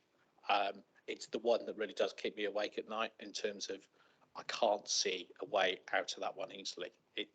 There's a number of councils, the vast majority of the upper tier councils have this challenge. There's 1 or 2 that seem to have turned the numbers round, but the majority haven't. Just go on to the next one. So this is just a reminder in terms of the LGR business case that was approved, that spending £16.5 million would deliver £18.5 million worth of ongoing savings. And that's just the breakdown across the financial years. Obviously, one of the areas we are really focusing on now is around the staff savings. We've done the management reorganisation. So you were asking Ollie Williams earlier about his restructuring area. We're about to do what's called the tier 4, so below the service director levels across the council, and start to do that process. At the moment, we do not have teams outside adults, children's and public health that are, and those other areas are operating on sort of transitional interim structures at the moment. That will take us probably a couple of years to fully work through. Go on to the next slide, please. So a couple of other things in terms of the current year's budget, and we will be bringing your next meeting on the 8th of August, budget monitoring report for the first quarter. We are seeing pressures within that already. Inflation and interest rates have obviously had an impact and will continue to have impacts. The staff savings is an issue in terms of we've built in £1 million staff savings. We need to make sure that we achieve that. On the pay award, we actually built in 5% for the pay award. The unions have turned down a flat rate offer of 1,925, which is equivalent to about 5.6. So it's clearly going to be harder than the 5. So that will create a financial pressure. Each 1% is about £1.5 million impact on us. So there is some potential overspend for the year. So already we've been taking some actions. We are managing what's called establishment control, so recruitment, that we don't have a recruitment freeze. We have an intelligent approach of there are certain posts that you absolutely need, social workers and things like harbour masters and stuff like that you just can't do without. If there's posts where we think we might be reducing down our numbers as a result of restructuring, we are taking temporary measures to either not fill those posts or fill them on a temporary basis. So what you don't want to do is employ somebody and make them redundant 3 months later. That's not good for them, and it's actually quite a costly process as well. And we have tasked all service directors. We're looking at what sort of corrective action they can do to bring their budgets in on budget, as it were, in the current financial year, and that will be set out in your next budget monitoring report. Really focusing this year on the actions, the corrective actions that people can do. Things always go wrong in a budget. You know, it's an estimate at a point in time, and it never quite works out that way. But actually, the key point is, and the key point for scrutiny is, and the so what question. Yes, that's happened, but what are you doing about it? So that's how we're gearing the budget monitoring reports. If we go on to the next one. So just moving into the medium-term financial strategy itself, as I said, it comes here today, goes on to the executive on Monday. It's the kind of financial framework that helps to start setting us on our process of developing the budget for 24-25, but also those future years as well. On to the next one.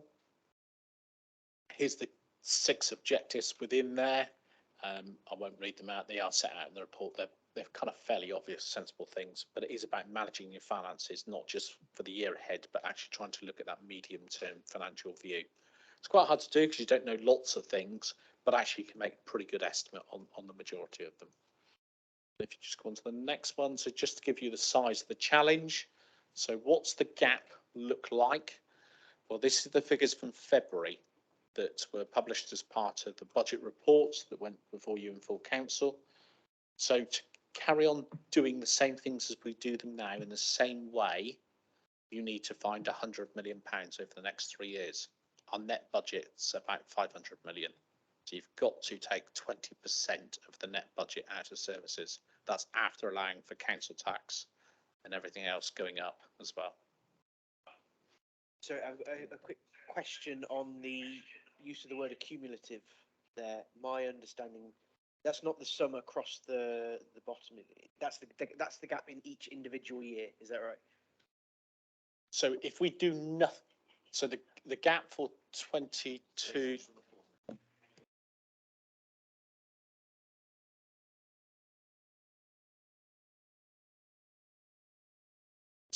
So the gap for 24-25 is 41.6 million. If you do nothing, that goes up to 45.5 the following year. Yeah. If you do nothing, up to 98.8 the following year. If we do nothing for 3 years, we'd be 185.9 million in red. I've added it up on a calculator. You're right in terms of the call-on reserves that you would need to fund it. Exactly. So if we did nothing, the call-on reserves would be 185.9. So my message to members is we don't have that. No. In fact, we only have 100 million in reserves. Doing nothing is not an option, because actually, if you don't do anything, the government will do, and somebody else will come in and run the council. That is as stark and as plain as I can put it, I think. Sobering, I'm afraid. If we go on to the next one. So size of the challenge, just to say, you know, that's the revenue budget I've focused on. There are pressures within the housing revenue account. So obviously 2 of the former districts had housing revenue accounts. We brought them together. There are pressures in there. They're not immediate, but by year 8, they run out of funding as well. So clearly we need to look at those as well as part of the solution.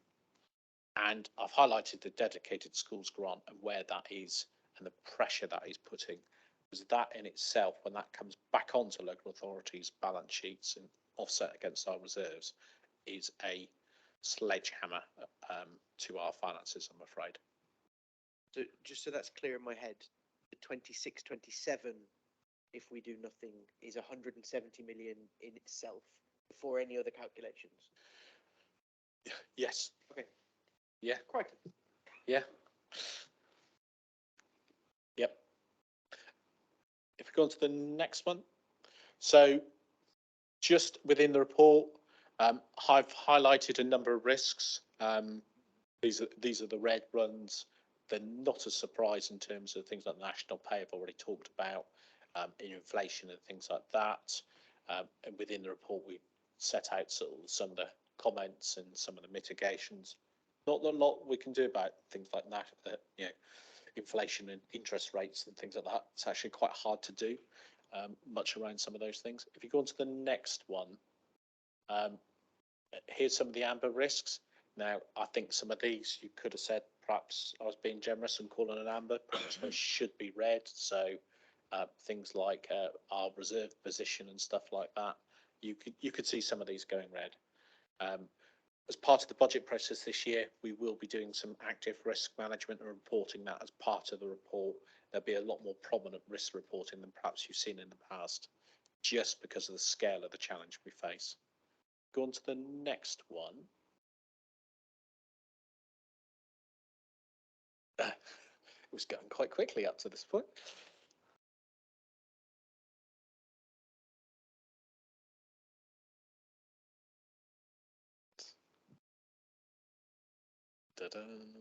Can that happen? A long awaited next slide. So the next slide does set out the recommendations and the report to members.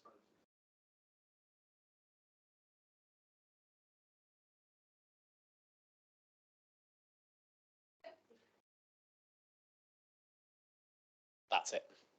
Thank you. So these are the recommendations in the report to members. We have taken a financial strategy quite early in the year. The reason for that is I can see there's a big problem. I don't know the precise numbers. I haven't updated everything. Haven't got perfect information. But frankly, given the size of it, whether I'm right or wrong by £1 million in the scale of things, I'm not sure it's that material. We need to do something, and we need to do it quite quickly. So the approach is kind of three-phased approach as part of the strategy. The first one is traditional, say to service directors, what options can you come up with? How can you change your service? Have you got to do everything to the same level? Is there a different way of doing it? Can you generate income, etc.? The second one is actually looking at all the assumptions that sit behind our finances and saying, actually, can we review them? Is there anything that can change? Is there some of those extra cost pressures that we've built in? Can we reduce them? And then the third one is looking at what I've called 17 key areas, and I'm going to touch on those because I do think they fit in with some of the work of scrutiny. We might want to pick off some of these and actually delve into a bit more detail. So we've just gone to the next slide.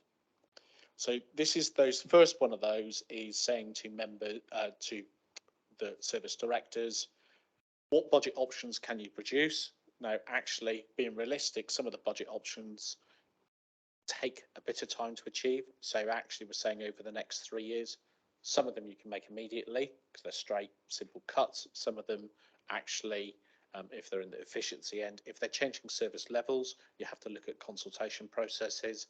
And if you look at really transforming services, you normally need some pump priming money and a lead-in time as well. So we've asked them to look at those under those sort of different headings of the way in which they could do that. So something like alternative service delivery, just to bring that to life, would be, actually, does the council have to do it? Is there a different way? Is there a different provider that could do it? All those sorts of things. So everything is on the table for everybody to look at. If you go on to the next one, so the second part of the strategy is reviewing our assumptions in the financial forecasts, and hopefully we're wrong and they're not as bad as what we think. I've got a horrible feeling they're most probably worse than what we think because a lot of the numbers have gone the wrong way when you look at interest rates and inflation and things like that. But we will go through that process and refine those numbers. If you go on to the next one, the third part is these big ticket items, these big 17 key areas. And I've packaged up some of these are about securing savings in the current financial year as well as future years. And I'll just quickly sort of pull out a few. So go on to the next one. Within the table there. So things like adult services, we've already got Newton in. A report went to executive previously to appoint those to do some transformation. In the financial plans, we've built in £5 million savings for the current year, another £5 million for next year. Some of the work Newton have done has said they could deliver £14 million over the next 4 years.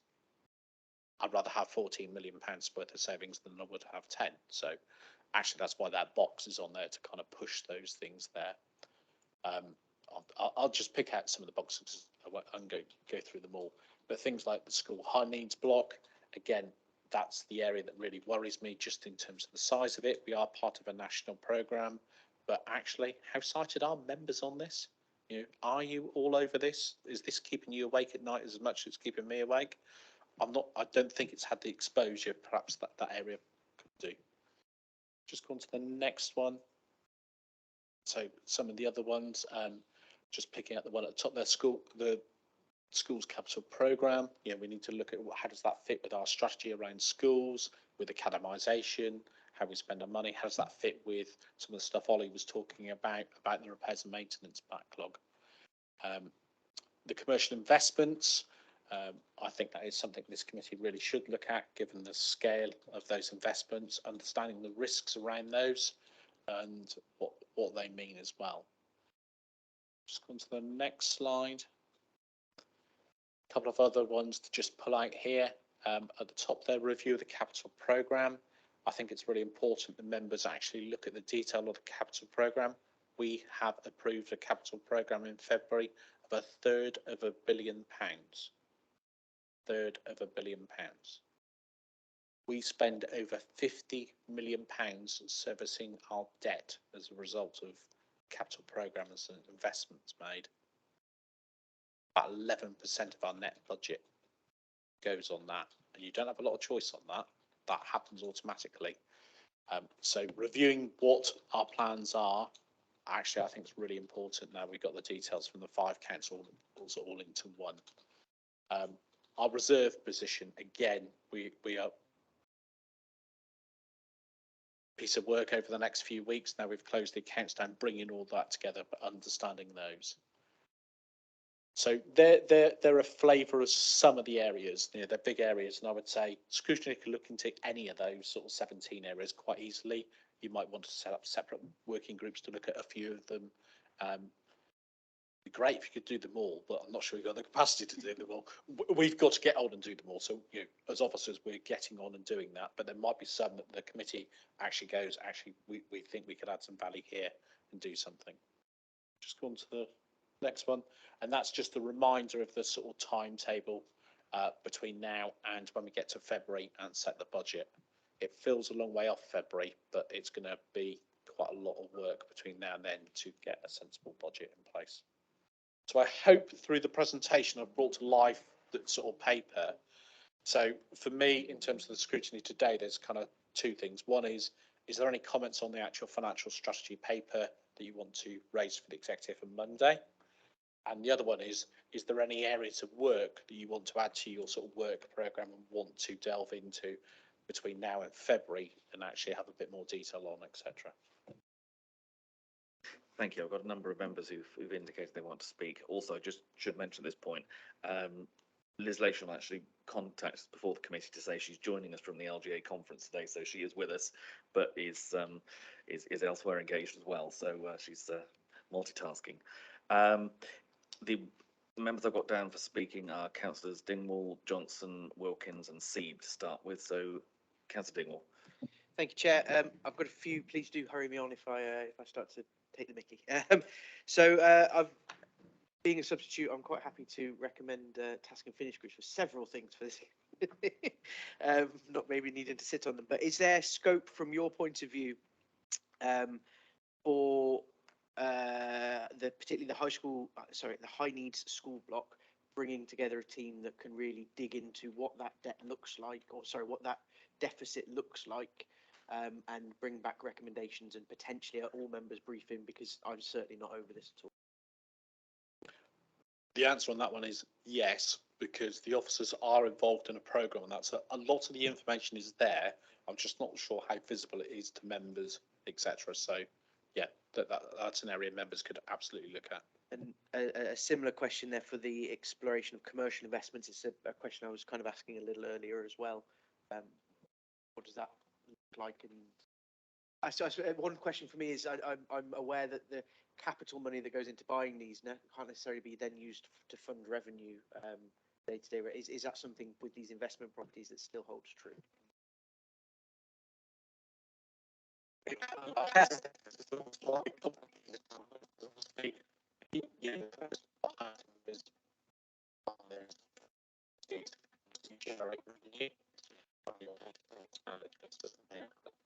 But if you sold them, does that money go back into the capital budget or in revenue?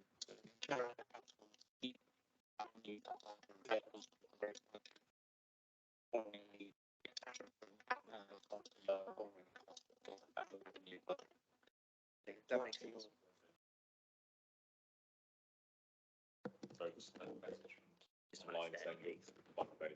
No, let's try another one.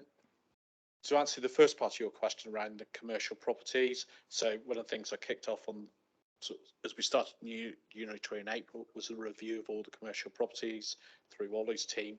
They've actually physically been out around this country and other countries, because we've got some in Scotland as well, to actually physically look at the sites, understand what properties we got, try and understand the risks and rewards around those. So that information is being pulled together. So over the next month or so, we'll have that position. And as councillors, you're going to have to really get in amongst that. So I would say that's a very fruitful area for Scrutiny to have a look at. Thank you. A couple of questions now on this year's budget. Hinted there without any numbers on the presentation at potential overspend already so far this year. Was, to my knowledge, having looked at papers for full council, the effect of inflation was baked into the budget setting process. It's remained, as you say, stubbornly around the 10% mark, but I call that being the level that we baked inflationary increases in at. So how much of the overspend is currently can be pinned on inflation? Bearing in mind we thought about that. It's a good question. I don't honestly know the answer to it. There will be things like, so if you take the pay award, we assumed it would be 5%. If that comes in at 6%, there'll be another £1.5 million we weren't expecting. So some of the areas around social care, we baked in some inflationary increases. The actual reality is significantly higher than that. So if you look at residential nursing placements for a week, we were at £525 per week previous year. We baked into the budget £750, so quite a big increase, 525 up to 750. If we achieve 850, we're doing really well. Okay. So inflation in that area is significantly above the headline 10%. It's more at sort of 30–40% in one or two services. That makes sense, and that might actually answer my next question as well for schools.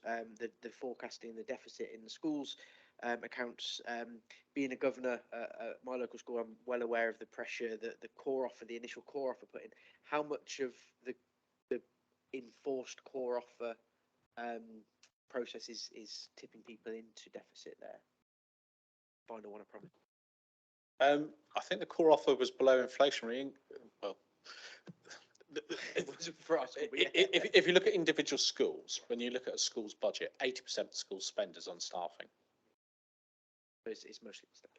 Fair enough. That makes sense. And then you've got energy and fuel rates on top. So actually, schools, their funding went up by 4.5–5%. And their costs are going up by a lot more than that. They're all going to be in financial problems. Fair enough. And my last one, I promise, and I did promise that after a year in the role, I wouldn't use the newbie councillor card again, but I'm going to. The Section 114 notice. You've explained kind of what happens. What is it? What is the process? When will we as members be made aware? And then what is the step by step after that from you going? I presume that's to commissioners coming in, and how will we be kind of kept informed by that? Yeah, so one of the things, and I'm raising it now early on to say, if you don't do anything as councillors, that's where you'll be. Can take actions that can avoid that, and that's what I hope we do. In terms of the Section 114 process, it's effective where I have to make a judgment call that we are going to run out of money. A key part of that will be what you set in the budget, whether we keep to the budget for the current year, and how those things sort of factor in versus our reserves level. The actual process is that I have to let DLUC know, and I have to have a meeting with the head of paid service, the chief executive monitoring officer. I issue the notice, and you as councillors have 21 days to respond to that via a full council meeting. What that does then is it immediately imposes expenditure limits, so the council cannot enter into any new expenditure unless there's statutory reasons, such as care packages and things like that. But I'll make it simple: you can't go out and buy a new computer. Those things are automatically frozen across the board. So that affects local authority, housing revenue account, and schools as well. Thank you very much. As I say, we've got a number of speakers. So we've got Councillor Johnson, Wilkins, Seeb and Hobhouse. So Councillor Johnson. Thank you. Thank you for the update as well. Mine is really on this Section 114 as well, and just wondering what the timescale is that leads up to that position. How much warning do you get that that is an imminent thing to happen? Really on the back of that, it was the high needs block deficits, are, say they're happening across all councils, but some have mitigated that. And just wondering what those mitigations have been for some councils, and is that escalating cost there? What is driving a lot of councils into Section 114s? Have you looked at the councils that have been forced to that position? And then also on the back of that, how long do those commissioners stay in place? Is there a finite end to when they step in, or is it, how does that end once it's started? So dealing with the high needs block in that, there's no council that's gone into a Section 114 because of those, because the government's put the statutory override in place to stop that happening. So a lot of us were flagging up to government, we would be looking at that if they didn't do something. They put in the statutory override to stop us doing that. So as we get closer to 2026, there will be considerations of, do they extend the statutory override, or have they found a permanent solution to the actual underlying problem? Because that's the problem at the end of the day. It's all right having our case £30 million sat off to the side that we pretend isn't there, but it is there really. You've got to solve the underlying problem there. So that's the national stuff that's going on. One or two councils have taken actions. It's very specific to those councils, and I think we're probably on the remit today, but that may be an area you want to look at in terms of how they keep that need for special education needs down and keep people in mainstream schools and those types of things. It's not straightforward. I think the answer is quite a complicated area, and certainly not my area of expertise when you get into the practicalities around those things. In terms of the Section 114 notice, I'm flagging up to you today because actually you're the people that solve the problem. I don't set the budget for the council. I advise you. You're the people that set the budget. You're the members. What I am saying is, if you don't do anything, actually somewhere along the line, year, 18 months, if you did nothing, that's the sort of time frame we'd be talking about to issue a 114. So my advice, and I will keep repeating at every meeting, is we need to do something and take actions, and I'm sure every member would agree with that.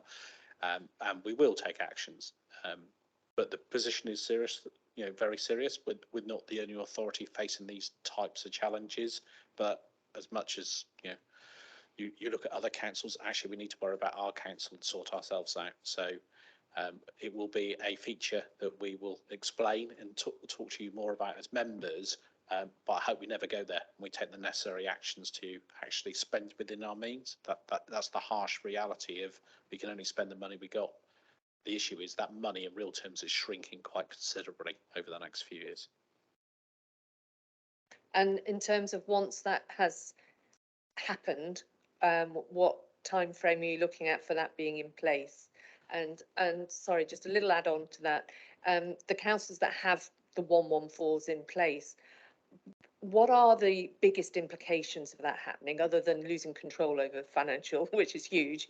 But, you know, what impact does that have on communities and residents of an area? So the 114s are all slightly different in the different councils. So in the case of Northampton County Council, Northamptonshire County Council, actually the end result was the council was broken up and split into 2 unitaries. So the council no longer exists. In the likes of Woking have only recently issued their Section 114 notice. They're a borough council with a net budget of about 18 million and a sort of debt of 2.4 billion pounds. I don't know how long the commissioners are going to be in there.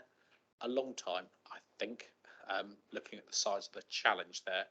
Croydon and Slough have had slightly different arrangements, and Thurrock as well. So it depends on how the council's got into the problem and what the solutions are, depending on how long they're around. So there isn't a definitive blueprint. We're into fairly new territory here if council's running out of money. This hasn't been the case on this sort of national scale before to this type of thing. So it really does depend on the council and how you got on there. The impacts on the community is all discretionary services will stop. All assets that are no longer needed will be sold.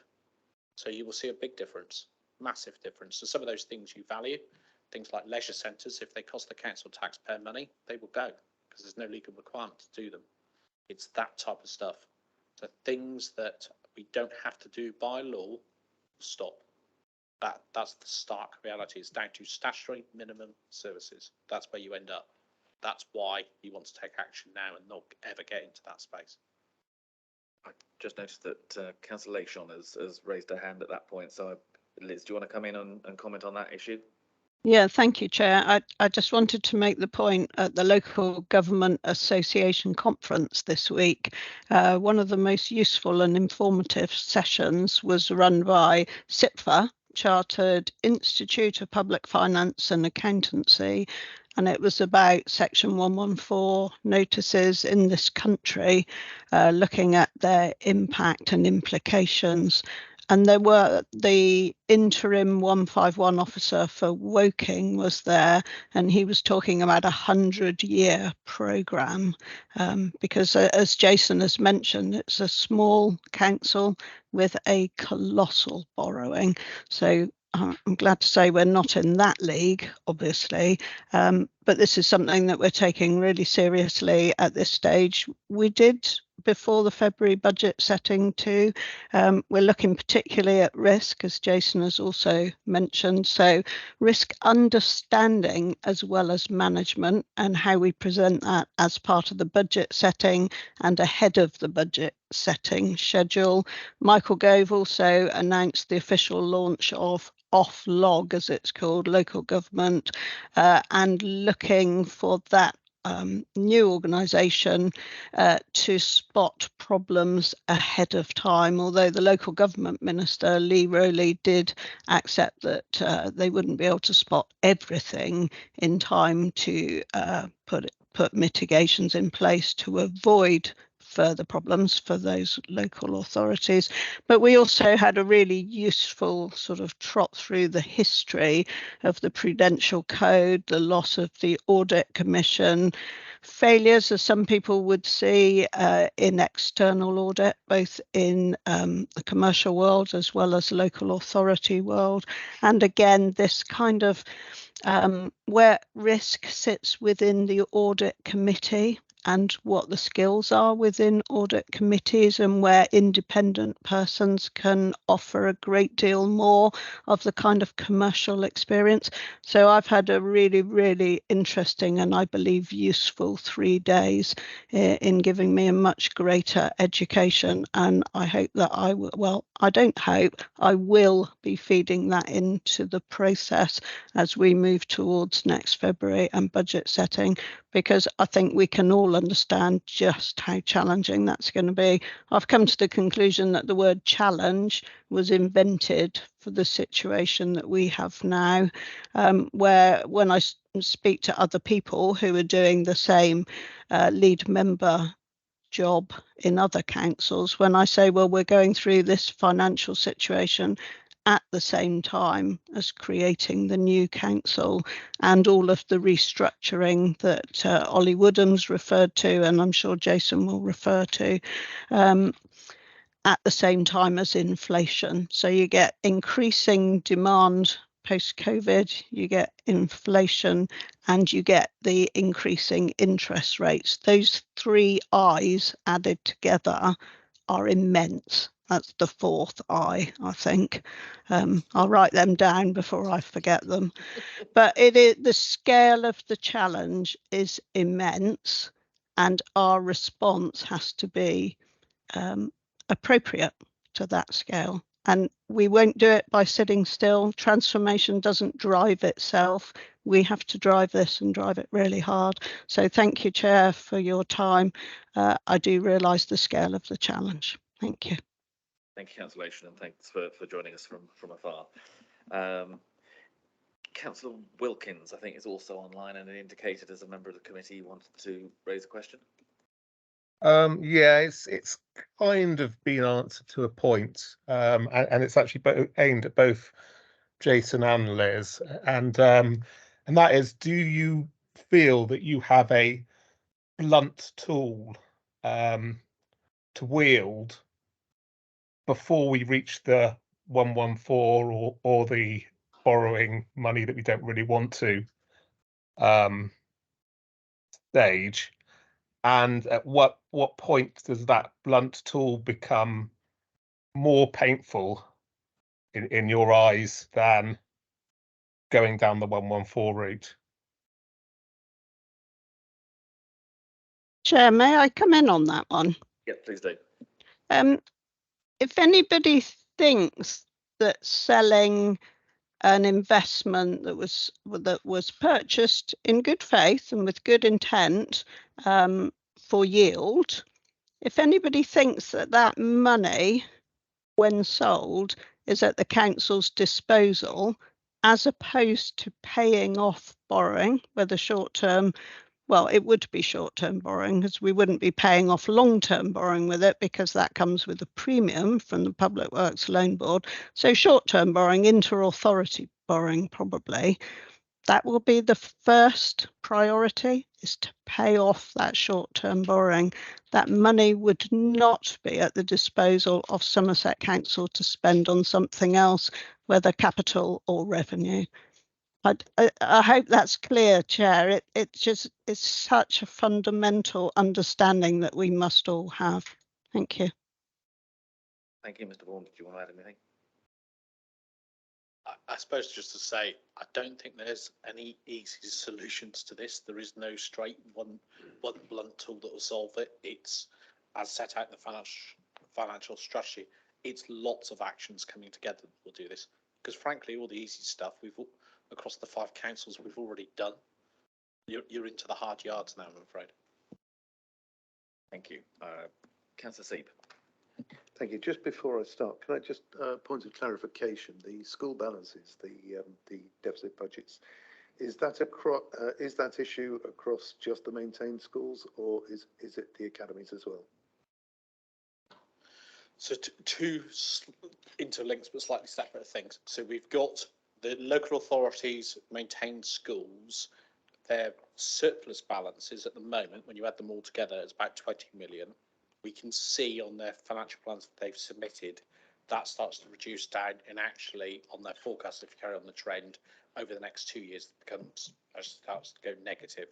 That's a slightly different thing to the dedicated schools grant and the high needs block, which is a separate thing that is already at £29.8 million and projected to go up to £70 million.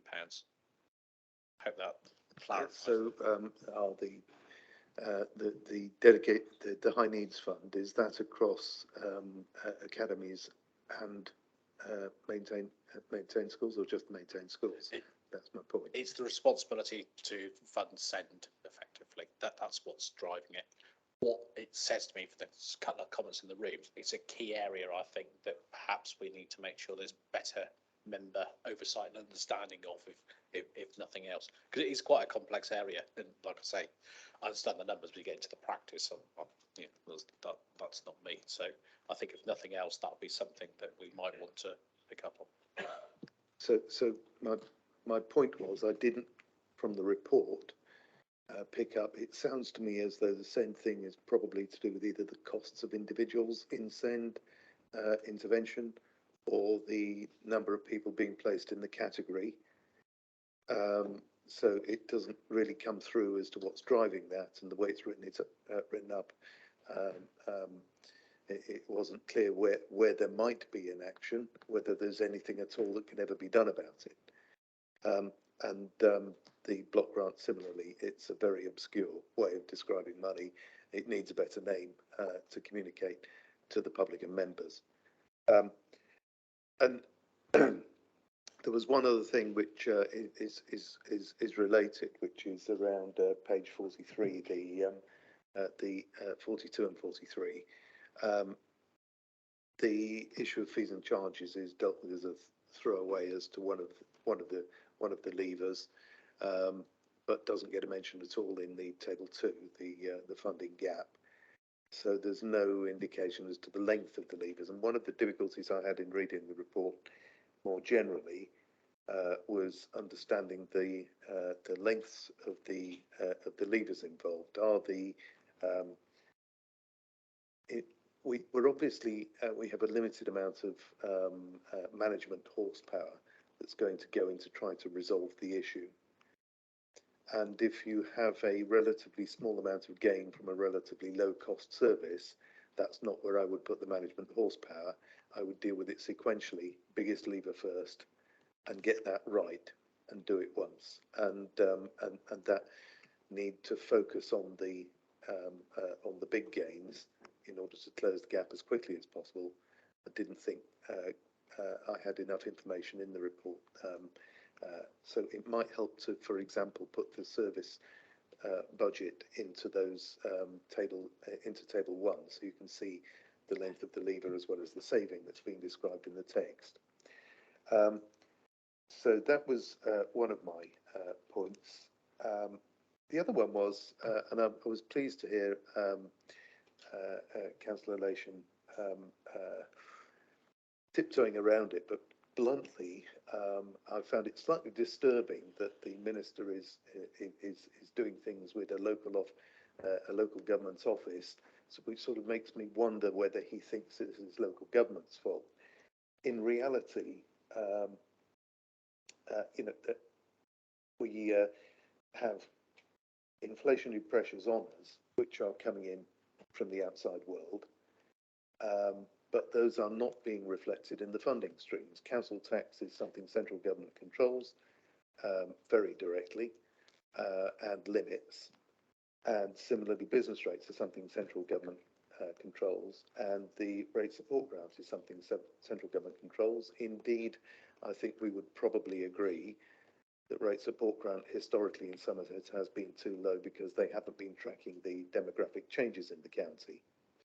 And in particular, that adds extra pressure in the adult social care area that is just absolutely not being funded by this generic, you can have 70% extra. You know, we changed as a county and that's not being reflected.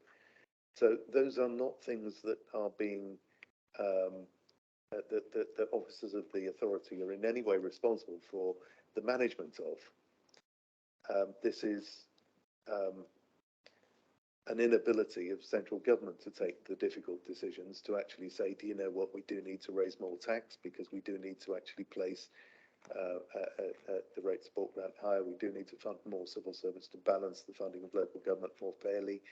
You know, that's not about looking down at local government. That's about looking up at the Treasury and saying, hang on, Treasury, you're not balancing your books, but you're driving the cuts into local government rather than dealing with it in central department budgets.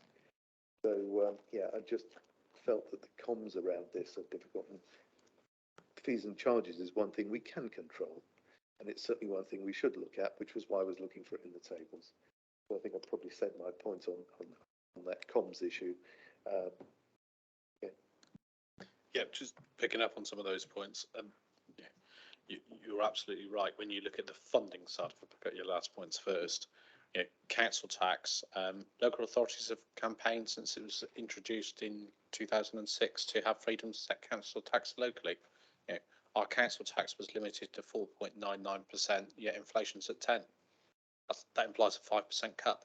That funds 70% of our net budget council tax, over 300 odd million pounds. So you've got a problem before you start, and then you apply that to other grants as well. And as I mentioned in the presentation, it's a real shame for Somerset that some of the funding reforms have been pushed back. So when you look at the adult social care funding, it's based on 2014 data. We're one of the authorities that over 85s in particular, we've seen a significant growth in that area above national average. That's really good for those people. They're living longer. That's really bad in terms of if they require care costs, because that costs us a lot of money and we're not being funded for it. So those funding reforms absolutely have had a real impact on us. In terms of the approach, it is very much taken on your point about capacity. There is a real capacity issue across the officer side as well as the member side, actually, to do everything. We can't do everything.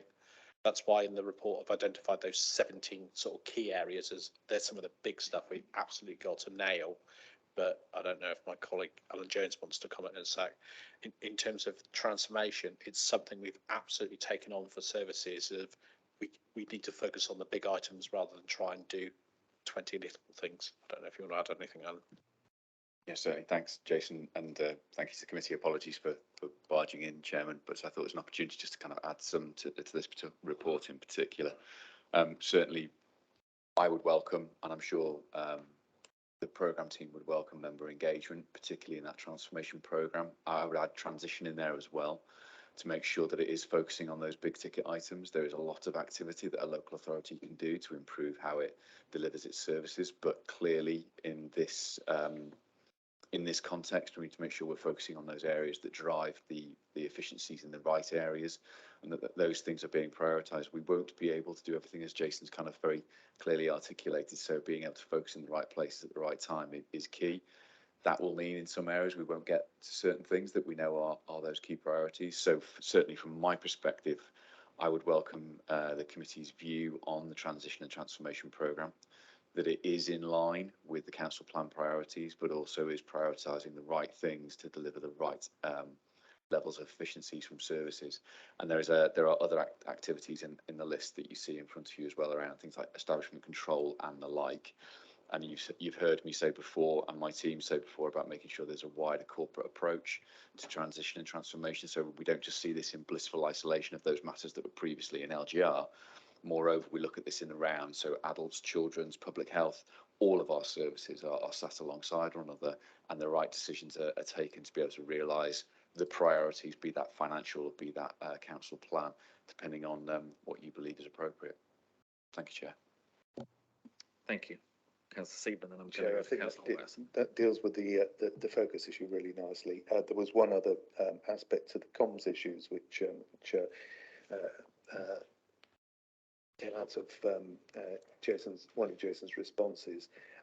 I think we've got to be careful about most of these things have two sides to them. So obviously, in the case of the council tax and business rates, we would obviously have concerns about any tax increase. However, the flip side is local control would give you the ability to do some local redistribution, which would let you deal with some of the inequalities issues, which we have more than most here in Somerset, and it might also slow some of the retirement into Somerset flow as well. However, the one which I was going to drive at was the £50 million saving figure, which £50 million servicing debt figure, the 11% of budget. I think qualitatively there was a point which Councillor Dingwall brought up.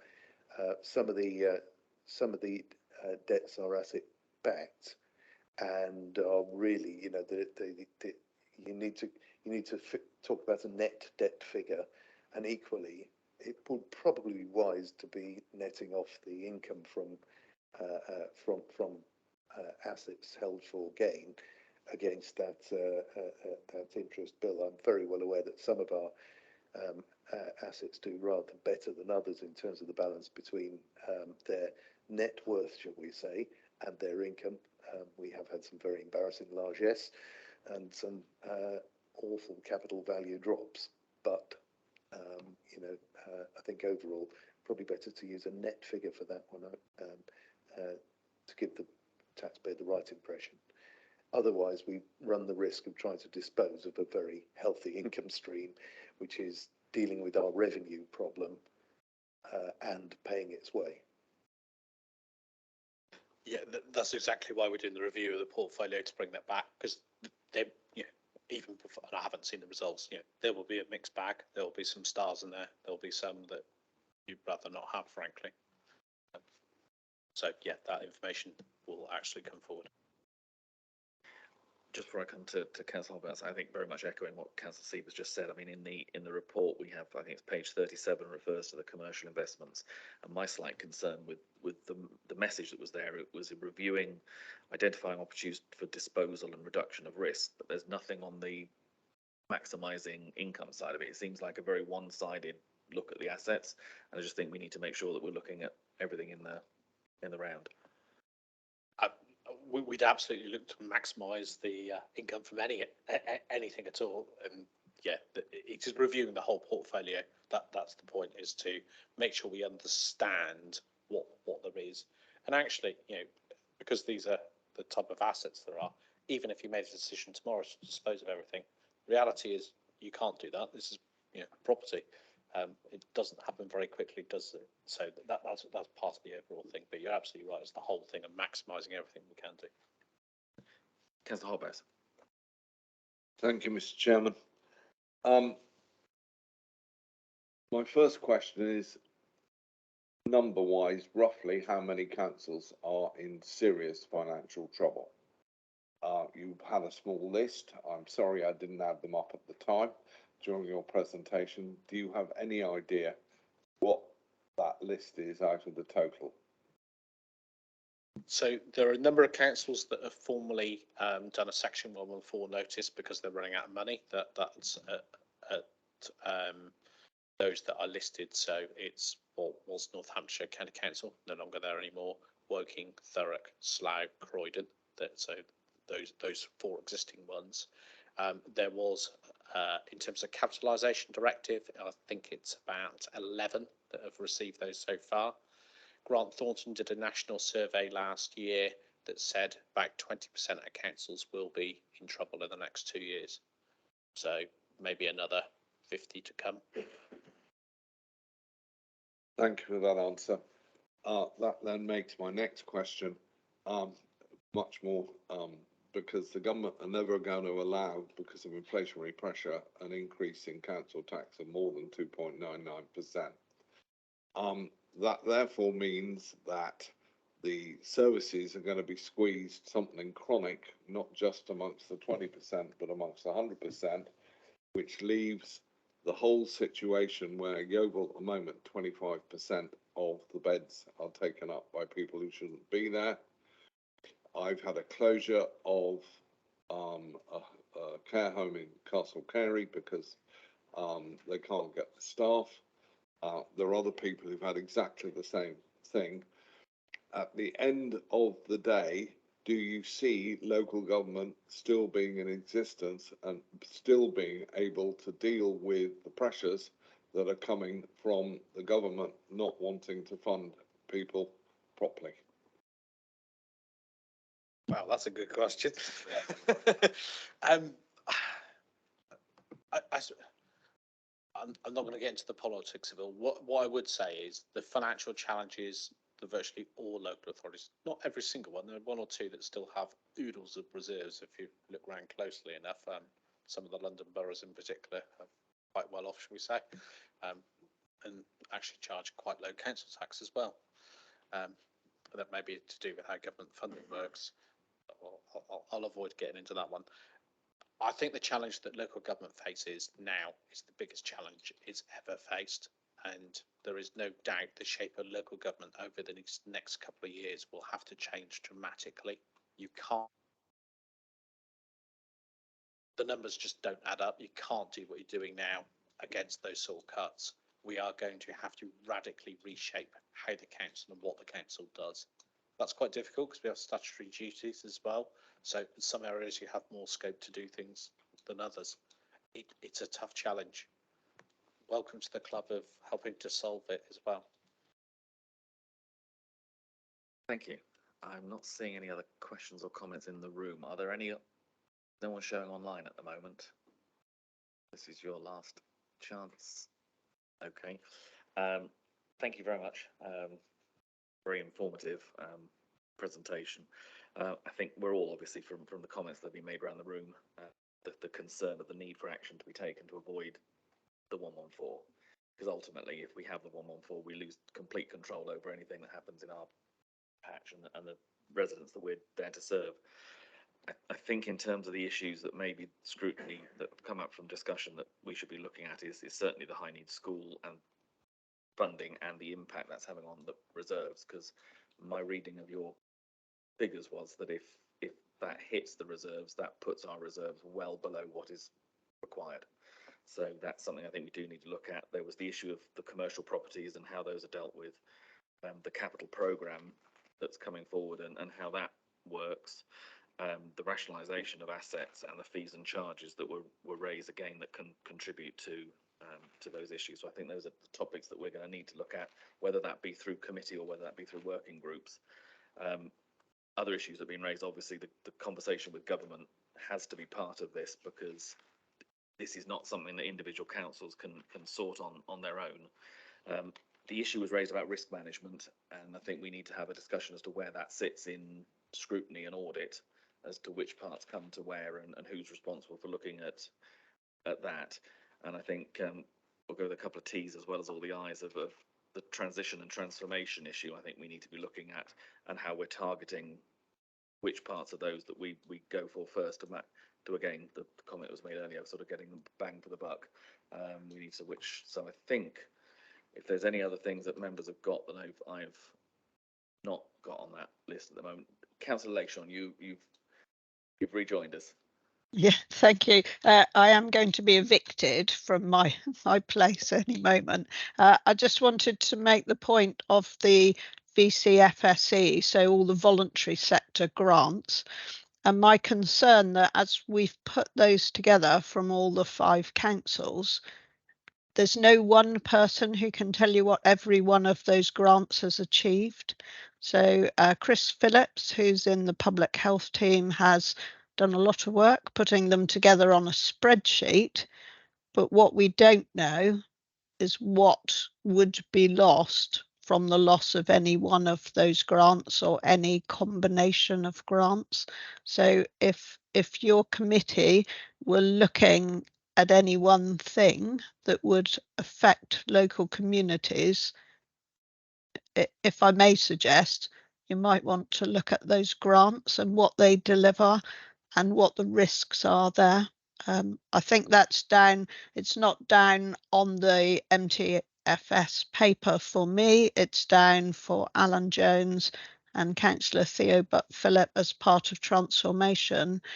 But if services are currently delivered by the voluntary sector and any of that funding is threatened and those services are no longer delivered, we do not know what damage that would do to the kind of prevention that we need in order to prevent greater pressure further down the line with our statutory services. Thank you.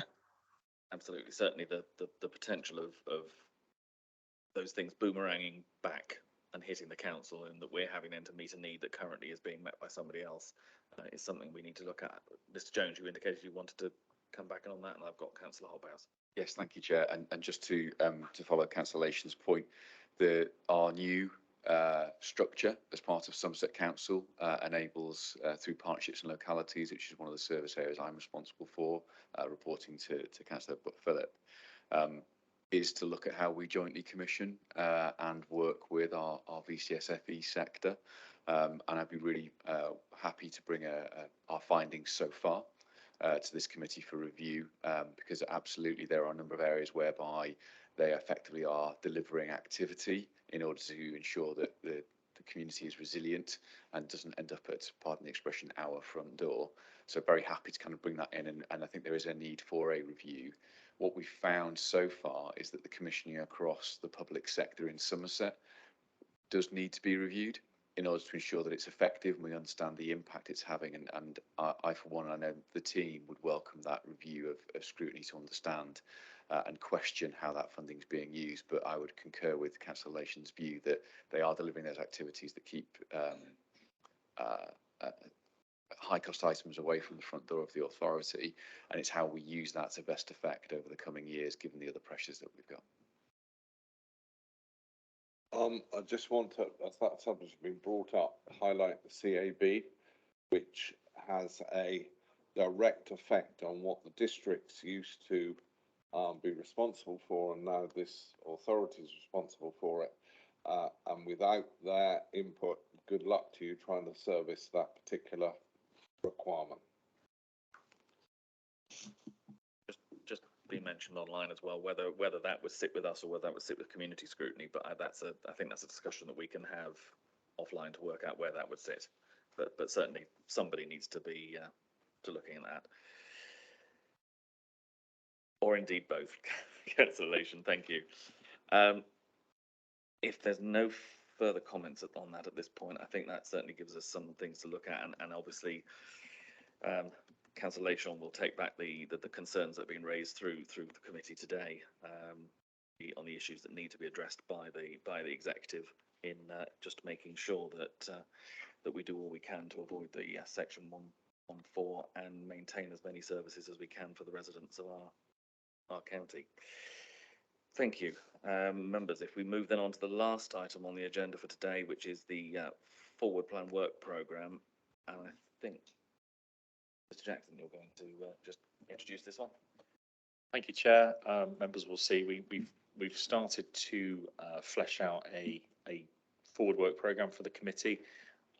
One of the challenges we've had so far has been about trying to align updates with the right sort of timings for the committee and ensure that what's brought forward has some relevance to the committee and isn't just purely a sort of an information setting piece. So that's where we've got to so far on the document you've got in front of you.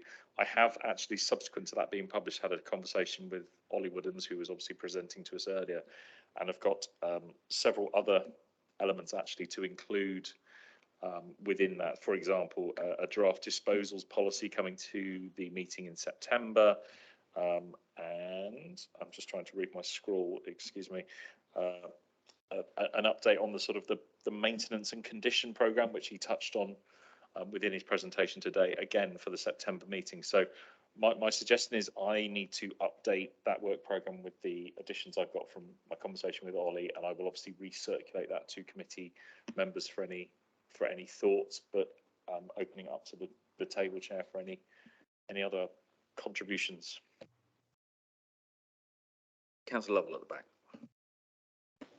Chair, in all fairness, in what we've just been hearing, I would say that we only have one agenda item. These other things I would describe as nice to have, and if we could have a quick update about them. But I think the bulk of what we're talking about is what we've just been discussing, and we need detailed updates on a regular basis from our 151 officer, challenging us to make contribution and really get in there. As I say, I don't not decrying all these other things, how important they are, but none of these things will happen unless we get all these other things right. Thank you, Chair.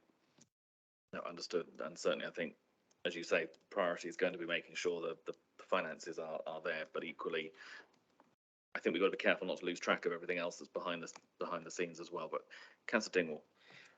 Yeah, mine was actually going to refer to that behind the scenes bit. I think leaving some of these discussions until August, given the severity of Jason's message today, I think setting groups up, or at least getting the wheels moving for setting task and finish groups up to explore some of these really high risk areas, probably needs to start today, rather than wait until August, and then everyone's on holiday, no one's going to do task and finish groups through August, and it starts to push into September and October, and I get a real sense of urgency from Jason's message today, and I think that should be highlighted.